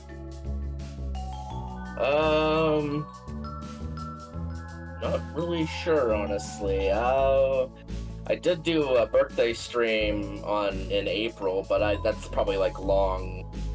If that's what you mean, that's like long expired. So Ah, otherwise, nah, I'm fine. alright. I haven't streamed lately. In which case, I have a highlight from your channel for 4 years ago, Tales of Symphonia. Oh goodness. I have a feeling I know which one it is. It's Campaign for Equality Texas Foundation with Black Lives Matter. Okay, yeah. So it might be the one where I'm just screaming, possibly. Remembering the right one. Well, it is over an hour long, and that's what I'm looking for. Gotcha. Yeah, that's fair. Okay. Did you want me to have your stream up as well so I could like see and react to things, or? If you want to. Okay. In that case, let me get that pulled up. Because if you're saying, "Hey, look at this," then it's like, I can't look at it if I'm not looking.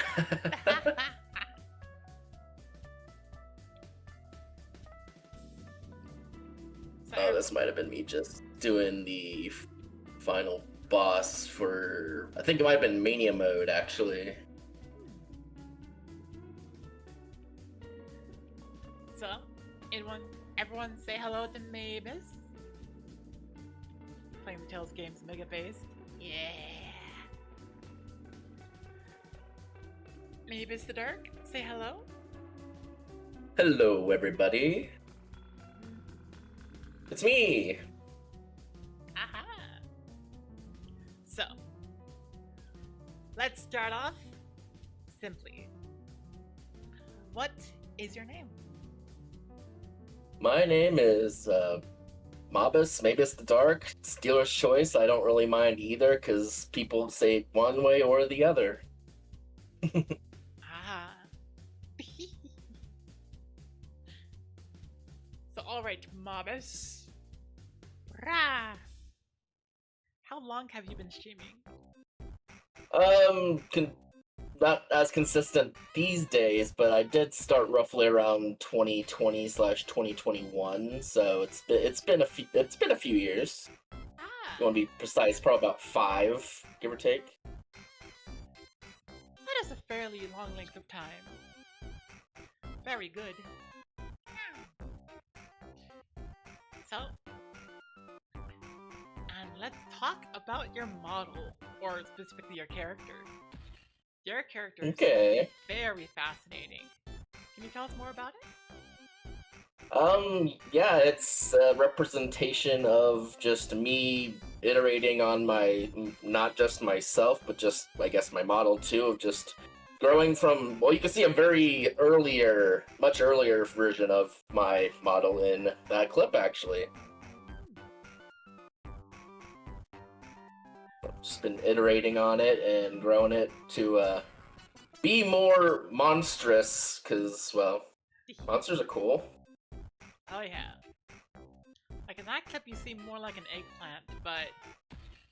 Yeah, well, part of the inspiration for my model was a pun that one of my friends told during a stream I was doing of a Dragon Warrior Monsters about being non-binary, and well, I am a bean, so my first iteration of my model is actually just a palette swap of the Bean Man monster from that game. Ah. Just a palette swap, and then you iterated on that. And then yep, and here we are. I'm now a monstrosity. I do remember a little bit ago on Blue Sky seeing something about the size of your character. How large is your character? I think I commonly describe it as uncomfortably tall, so probably around 7 foot tall. Ah. Very uncomfortably tall. Yeah, yeah. And seems to be mostly mouth, so Quite a bit mouth. you can fit an uncomfortably large amount of things inside. Mm-hmm. Speaking of, quick aside, how do you like the popcorn bucket? Popcorn, yeah, it's pretty nice. Yay! Nice and cozy. If you end up start eating it all day, I'm gonna have to restock pretty quickly with how much mouth there is. Yeah, it's pretty much a void in there. Oh yeah. Mm-hmm. Like even with the restocking automatically, that's gonna be hectic. Yeah, it's you just dump more in, it just kind of just pours right in my mouth. So you've talked about how, well, you talked a little bit about how you wanted to become more monstrous. What is your inspiration or motivation for that?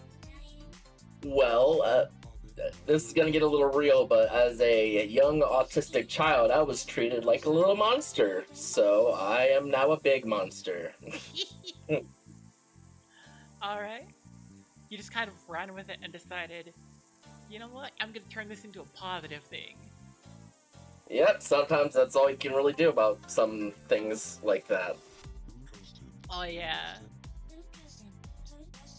That is absolutely true and amazing. I do notice that, there are some plants, in the early stages of you. The palette swaps. Definitely being more plants, but with your current iteration looking at your reactive, there's actually a lot more wood elements as well. What brought that Yeah. about? Partially just kind of making it not all just one solid purple thing, giving it a bit more, I guess, texture in a way, I guess. Because the deal is I'm not actually fully a plant, so that's just kind of what I am on the outside there.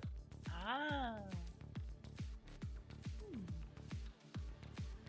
I do wonder about that too. What is some of the lore behind your character, your origin and such? My race of crystal space creatures consumes energy, and we ran out of black holes to eat, so we all kind of went our separate ways, and I was on my way to Earth, and I was looking at some documentation on what Earth plants look like, and I think it was out of date. Because I kind of look a little weird, but it's okay. The sun's nice, so I enjoy soaking up the sun. Soaking up the sun. Got a little bit of wires crossed with what plants are supposed to look like. Yeah, it's easy to get confused with that kind of stuff. I guess fair for an extraterrestrial species. And do you have any particular reasoning behind you going stream? Your character stumbled across a computer, or your character wants to take over the Earthlings or something like that. Gotcha. Well, considering the whole energy angle of people that are enjoying hanging out and watching you give off a lot of really nice energy, so I was like, yeah, this is way better than eating people. I see. I see. With some extra, like, just eating on the side for fun. Yeah, here and there, you know, some you can't quit your day job. Yeah. You gotta get some extra energy to supplement the positive energy. Yeah.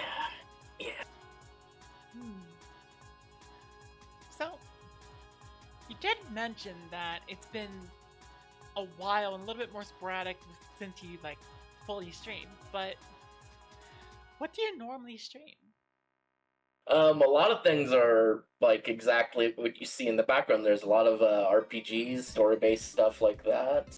I think one of the main things I was streaming before a lot of my schedule shakeup has happened in recent time has been like Dragon Quest Monsters, that kind of stuff like that. And I was playing DQ3, the HD 2D game, and I play a lot of RPGs, and I also play other stuff, but mostly RPG. That seems pretty awesome. Lots of role-playing games. Oh yeah, Oh, thank whole you. lot of them. And what is one of your favorite RPGs then? Probably Dragon Quest 3, which has that HD 2D, which is fantastic. If you have not played that, I can highly recommend that one. Ah. Okay. And what do you like the most about it? Well, historically, I grew up playing it on various stuff, and it was just really comfy and nice to play. And of course, a big thing is the character designs, because it's Toriyama.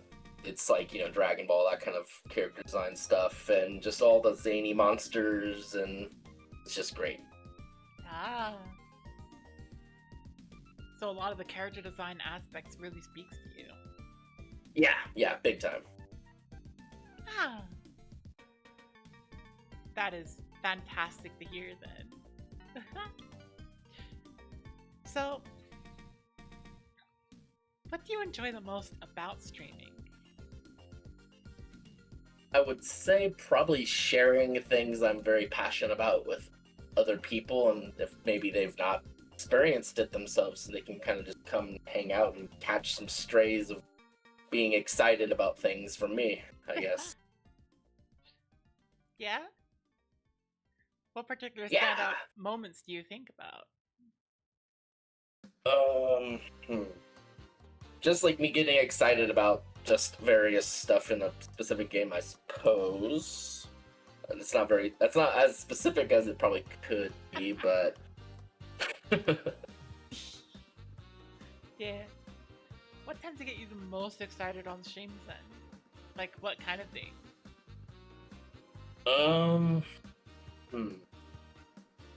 Trying to think of. I guess the most recent thing I played was my birthday stream, where I was actually playing Dark Souls Remastered for the first time. Not exactly the same kind of RPG, but it was just really cool, doing way better at it than I thought I would, because I have a history with that game and not doing very well at it. Yeah. So, we've been talking a lot about streams, but it has been a while since you stream. What do you like to do in your free time? A lot of times I just, I unfortunately work a decent amount, so that's part of that, but also I just like playing chill games, stuff like that I like, and sometimes doing art when I feel up to it, but that's also a bit of a fleeting thing. Well, whenever you feel up to it, what kind of art do you make? Usually it's for people I like or I'm close to. I like making gifts for people like that, just because I like making people happy. Ah, that is absolutely fair. Does it tend to be like multiple characters interacting with each other, or like just... It's usually just like solo pieces, like headshots or whatever like that. A lot of times. Okay. That does seem pretty amazing. Do you end up posting a lot of these on social media? Most of the time I do, but I usually like to make sure that they see them first. Ah. That does make sense. So you would show it to them, DM them it, and then you would like post it on like Blue Sky and such. Most of the time, yeah. Ah, yeah. Ah. Speaking of social media presence, how do you typically go about using your social media? I check in. I've got some people on like the notify setting, I guess. I usually look at those, and then I just kind of go home, scroll down. I tend to do a decent amount of work because, well, I'm just sitting there at work sometimes, and I'm just scrolling. Yep. The dreaded doom scroll. Oh no. Oh. Yeah, a little bit sometimes, so that's just how it goes. Yeah. But still, like, occasionally making posts showing like art that you made of some friends you like. That seems pretty nice. So Yeah, I would say so. yeah. Speaking of, in the clip we see in the background, it seems like this is in particular a charity stream that you did. Is that something you do regularly, like charity? In the past, I have, and I would like to do more of that in the future because it's nice to be able to help others out like that if you can. But yeah, definitely in the past, I was on a little mini stream team with a friend and would stream for stuff like that, actually. Specifically. So something that you have done in the past and you want to do more of in the future. Yeah, absolutely. If you were to go and like do another charity stream, what do you think you would do for it? Like what theming and such? Usually I don't really, like, in the past I've not really, like, themed specifically for a charity stream. I usually, like, do my normal thing, but then just raise for charity, I guess. Okay.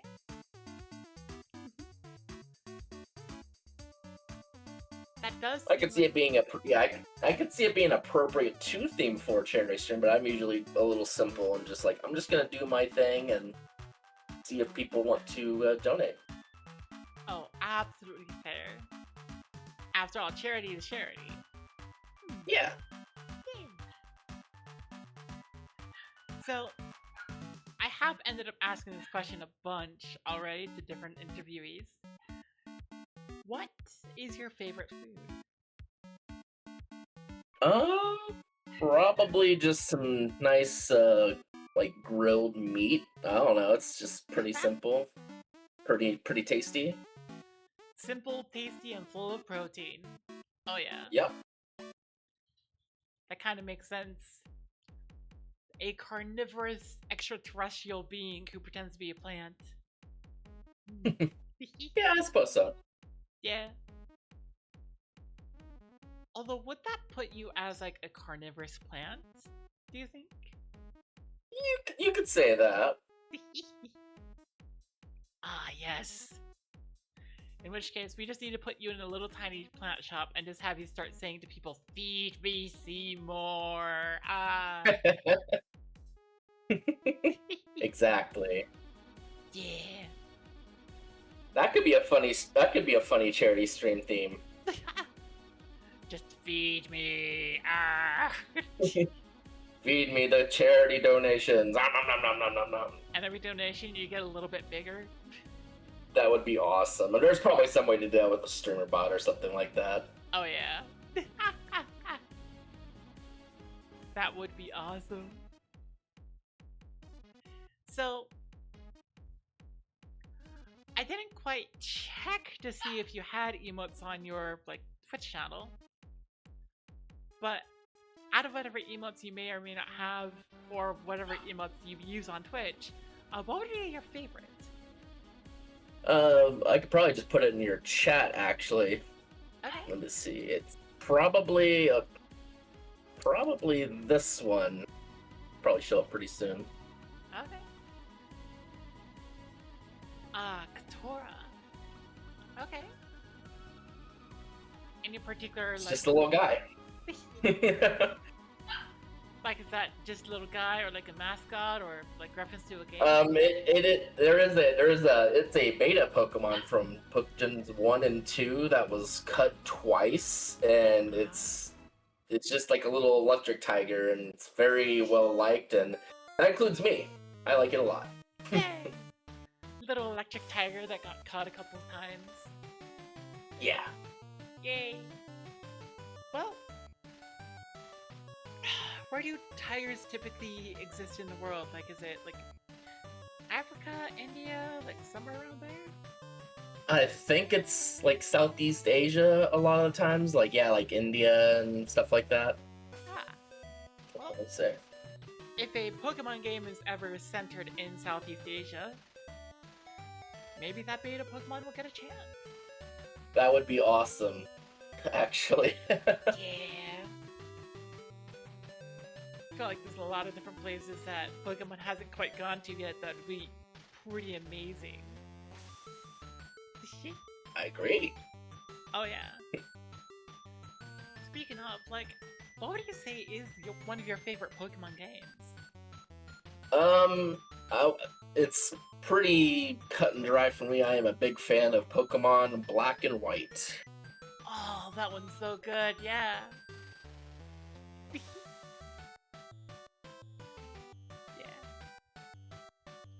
Like, do you love the story about it? Like, some of the pics of Pokemon? Like, all of the above? It's a little bit of all of it. Probably my favorite thing is them just going, you get a new Pokedex and you're gonna like it. And you just have to play with what is there. A lot of it is just like, this is kind of the same thing as Gen 1, but different looking or in a little bit of a twist. So it's pretty cool. I liked it a lot. Yay! A little bit of the additional, just like, you go through, and you have like the evil team is saying a lot of things that people usually say about Pokemon, which is like, oh, you enslave Pokemon, you make them fight each other, and that kind of thing. Yeah. Yeah. I think that was pretty neat.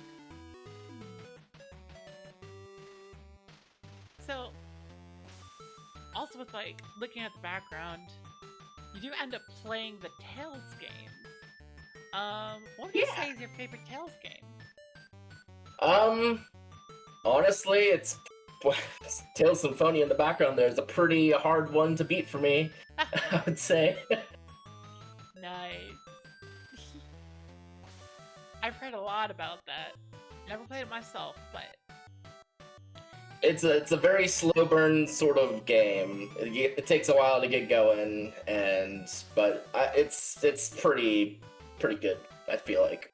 well, that is good to hear.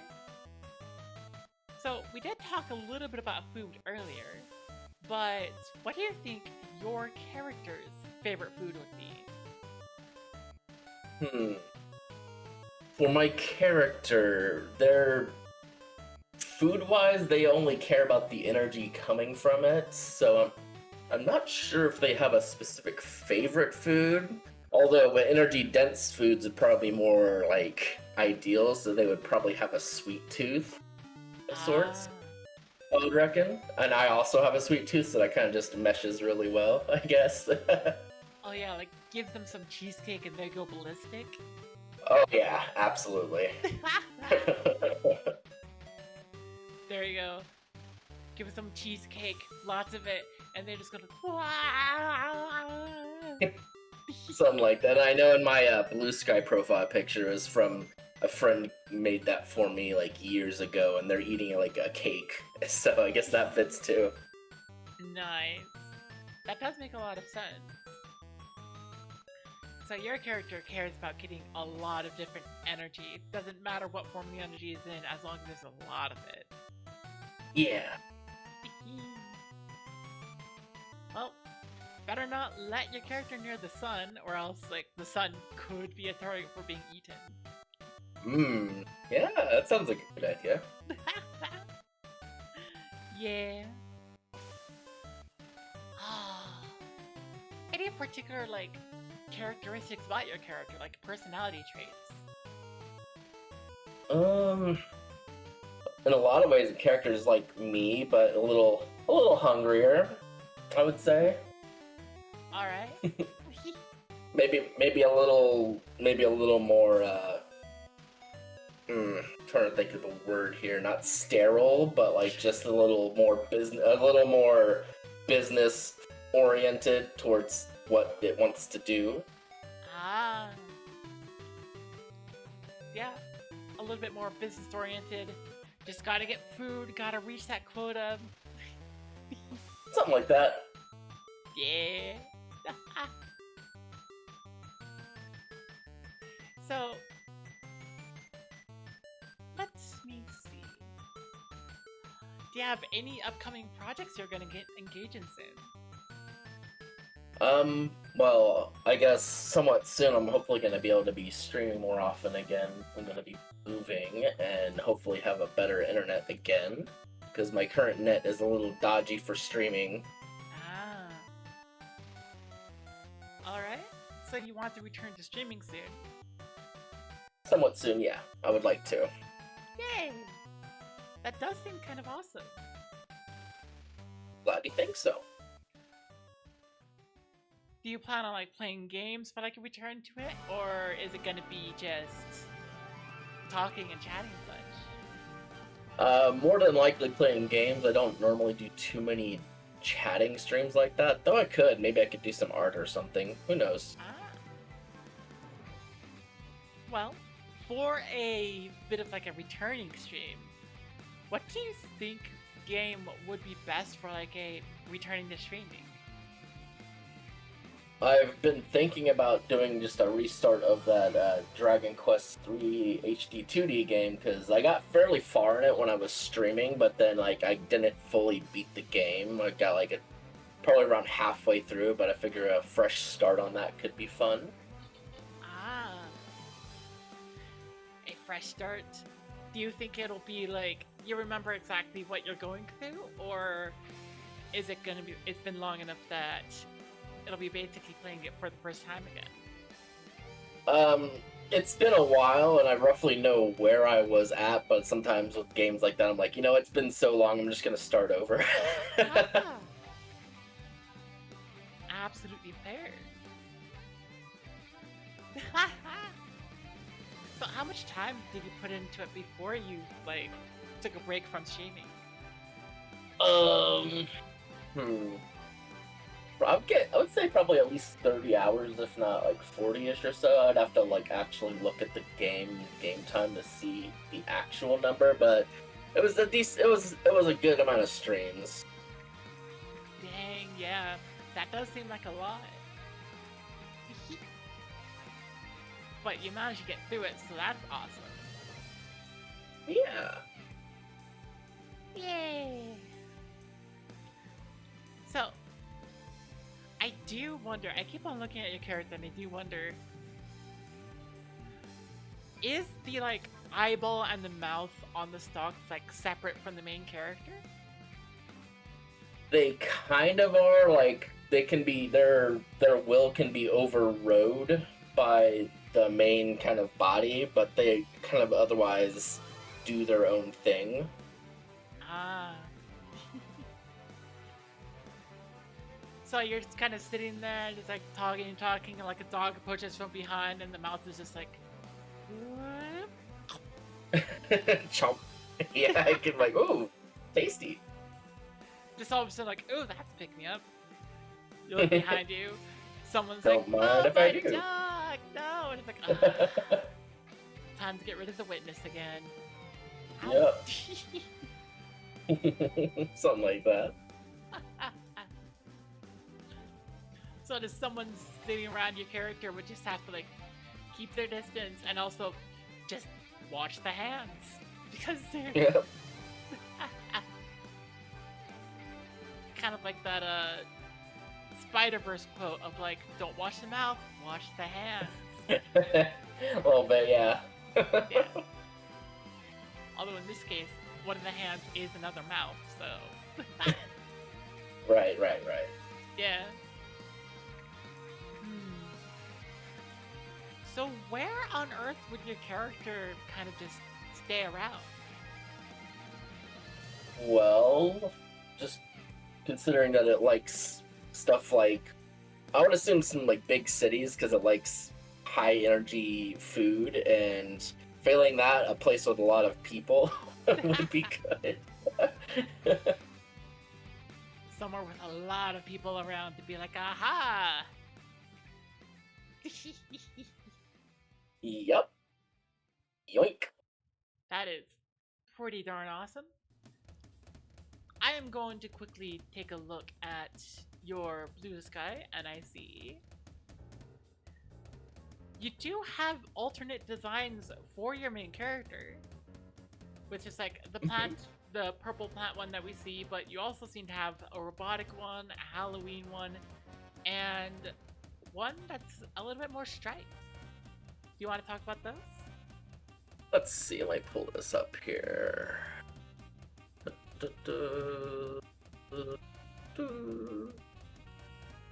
Yes, the robot one I think I made during Pride last year as well.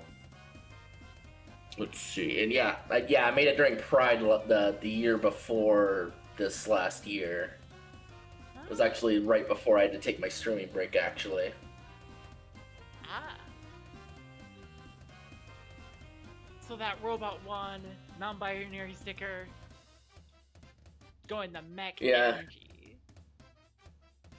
Yeah, and then they got a little sick thing down the bottom right that says, "This machine kills fascists." Oh yeah, that's always a good thing. Gotta let them know. And it's actually partially inspired by Silver Sonic from Sonic the Hedgehog 2. Because Ah. I really like those games also. Oh yeah, the Sonic the Hedgehog games are very fun. So I'm also Yeah. looking at like one of the other designs, and I think the Eye Sock keeps a very like similar design from like different character to character, but for the Halloween it's just big pumpkin with a hole in it. Yeah! I'm a really big fan of the Halloween one. It's just like a total like color shift, and I really like the candy corn teeth. Oh yeah. Oh, just so people know what we're talking about, I'm gonna share a link to the post in question. Absolutely. Sounds good to me.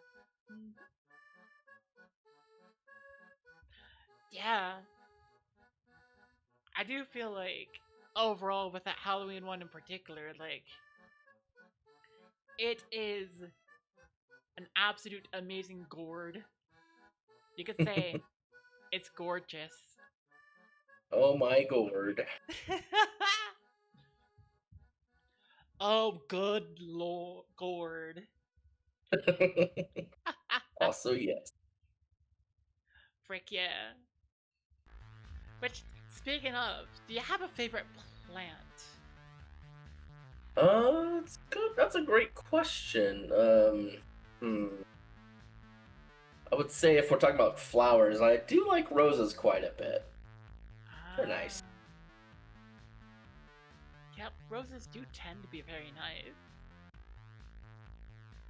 So, I suppose one of the more interesting questions that go off of that, what plant, or like kind of plant, would you want to base like another design of your character off of? I think I actually asked a question like that previously. I'd have to try to dig up the thread for it, but I've got like a bunch of people like mentioning different plants that would be kind of cool. I do like the whole my character. You don't really see it, but they can control their vines as well. Just they kind of just have a whole bunch of vines. So maybe something more viney and wriggly would be cool. Ah. So maybe a little closer to like a lot of vines that goes like around all the Yeah. That is fascinating. I think personally it'd be really interesting to see like a seaweed variation as well. Ooh, that'd be cool. Oh yeah. Like you would have to skyrocket the height from like 7 feet to like 20 as like the length of the seaweed, but Yeah, that'd be great. oh yeah, Just super, super tall. super tall. I mean, your character's already fairly tall. They would have to be in order to eat people, but Yeah. yeah. Hmm. So, I know that in the promotional art I made for you, it is referencing Jaws, but I am curious, like, are there any other movies or even monster movies that you particularly love? I have a big fascination with Little Shop of Horrors. I don't know if I've actually fully watched it though. I probably should. It's like Ah. homework for being a carnivorous plant, you know? Oh, 100%. That sounds like fun homework for being a carnivorous plant, yeah. Any monster that you'd want to take inspiration for, like, any, like, future iterations of your design, because you have mentioned iterating on your design over time. Yeah, it's a great question. Can't think of anything immediately off the top of my head because I've been kind of settled on this iteration for a few years now, pretty happily. Ah. But maybe something a little more vampiric would be interesting to go with. Ooh. Yeah, that could be fun with, like, some vampire stuff. Yeah. Maybe like a Halloween variant where it's like suddenly I just have like fangs and you have like the classic like Dracula, Bram Stoker. Like, that way. That would be awesome. That's a great idea, actually. Oh yeah. Oh man, then in that case you'd have like the little like the stalks dressed up like bats. Yeah.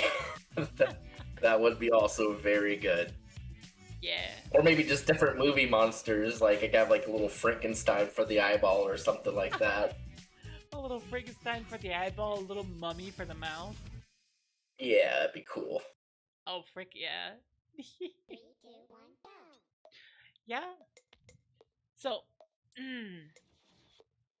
I am all the way through my list of questions, but if anybody in chat has extra questions, they could go through and ask. I'm just gonna add some like extra little like superfluous questions of my own here. So, Absolutely.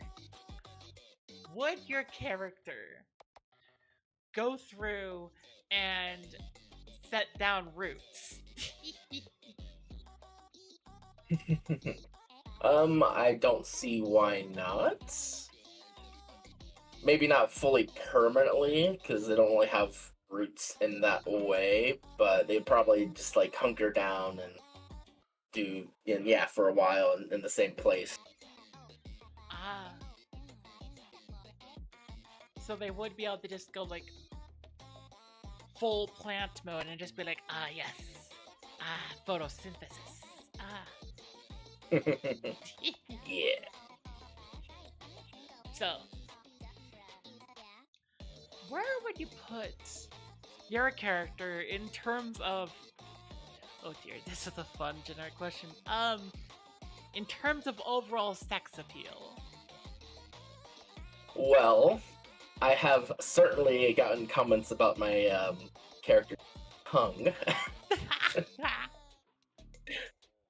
And being a vine possessing creature. It fills a lot of those sort of roles that some of those kind of enjoyers of similar things to vines may enjoy. I am trying very hard to keep this TOS. Yeah, that's what makes part of that question very fun to ask. So, let's see. If you were to say that your character would have like any hobby at all, what hobby would they have? Well, considering they are a lot like me, they might try to do some art of some kind as well. I can just imagine them with like holding a little paintbrush and like their vine trying to paint or something like that. Like, I imagine finger painting for them would look a lot different. Oh yeah, it's for like little thin. It'd actually probably be pretty good because they have like little pokey vine tips that they can like kind of draw lines with or something like that. Ah, so finger painting would look on par with like regular awesome pieces of art. It could, maybe. Good old Picasso over here. So if your character could go anywhere, whether it's an Earth location or somewhere out there in the universe, or even like fictional places, where would they go?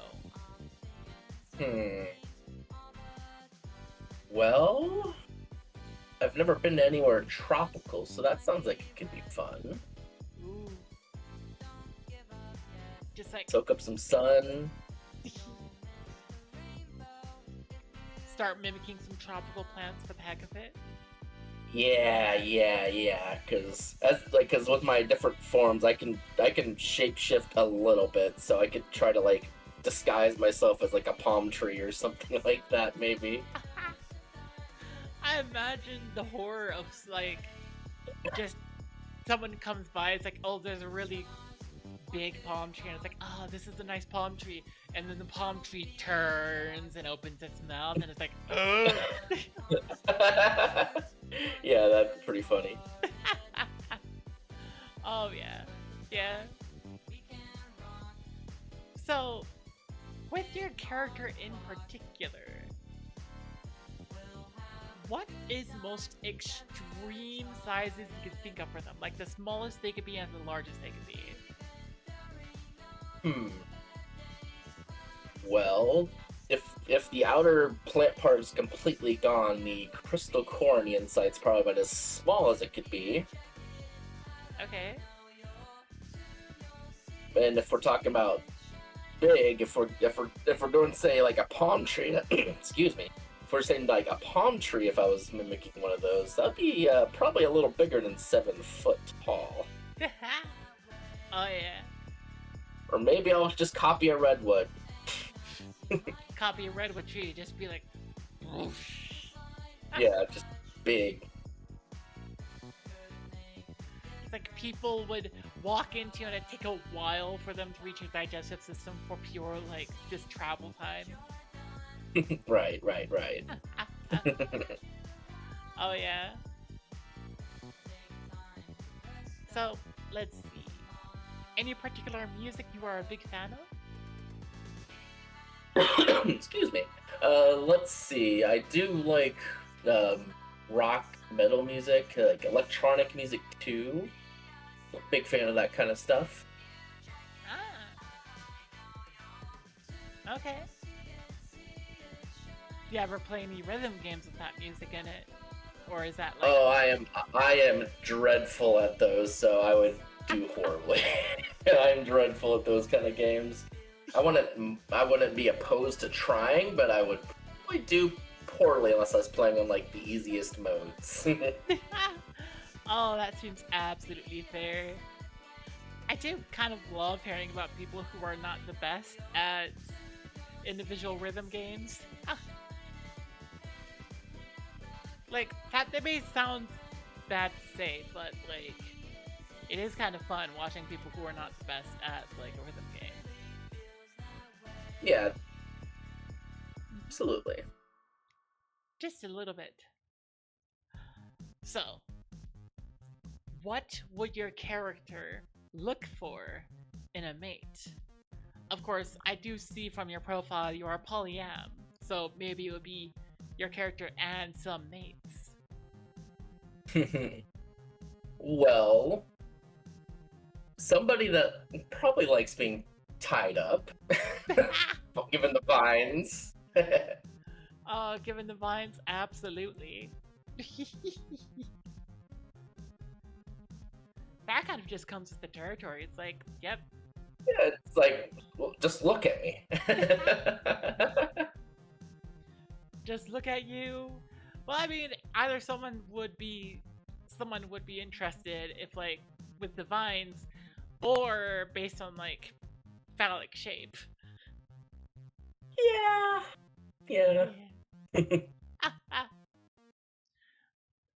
I don't know. A little bit of like a hot take here, but I think the most appealing part of your character would be the tongue.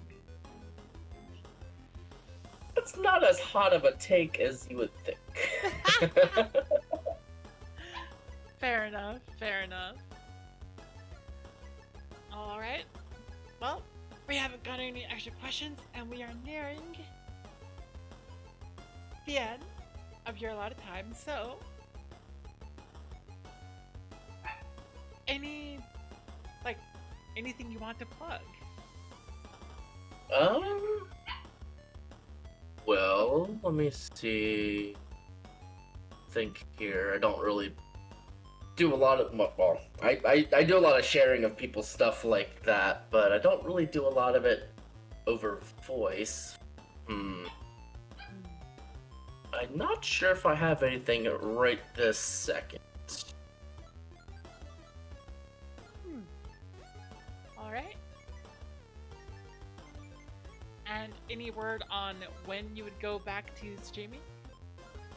Let me look at the calendar, because that'll kind of inform me of like what dates. I would say probably sometime in September, maybe October, probably be the soonest to expect that. Alright. So somewhere in September or October, viewers could Yeah. expect to be able to see you streaming. Yay! It has been fantastic having it here. It's been fantastic being here. Thank you. Yay! So, I will say with that, I will go off stream for a couple of hours, and then in about 2 hours from now, we will be back on with Lefty the Clown. Awesome. Yep. I'm gonna take this opportunity to like take a power nap. Yeah, you absolutely should. Yep. It is still like morning for me. So not quite early morning, 11 a.m. for me. Yeah, it's about to be noon for me. Ah. Alright. So because we are looking at like heading out just for a couple hours, do you have anyone in particular you'd like us to raid?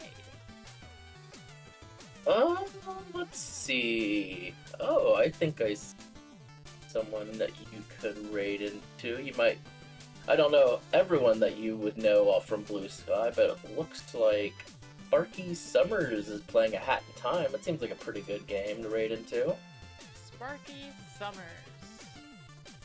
That would be Sparky_Summers, a little carbuncle. Alright. That does seem good. Okay, well, thank you all so much for watching. I will be back in about 2 hours with an interview with Lefty the Clown. Thank you for being here, Mavis. It was wonderful being able to interview you. It's lovely to be here. Uh-huh.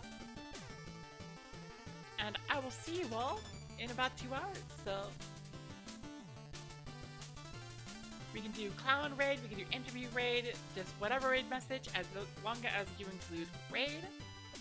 I will see you all later.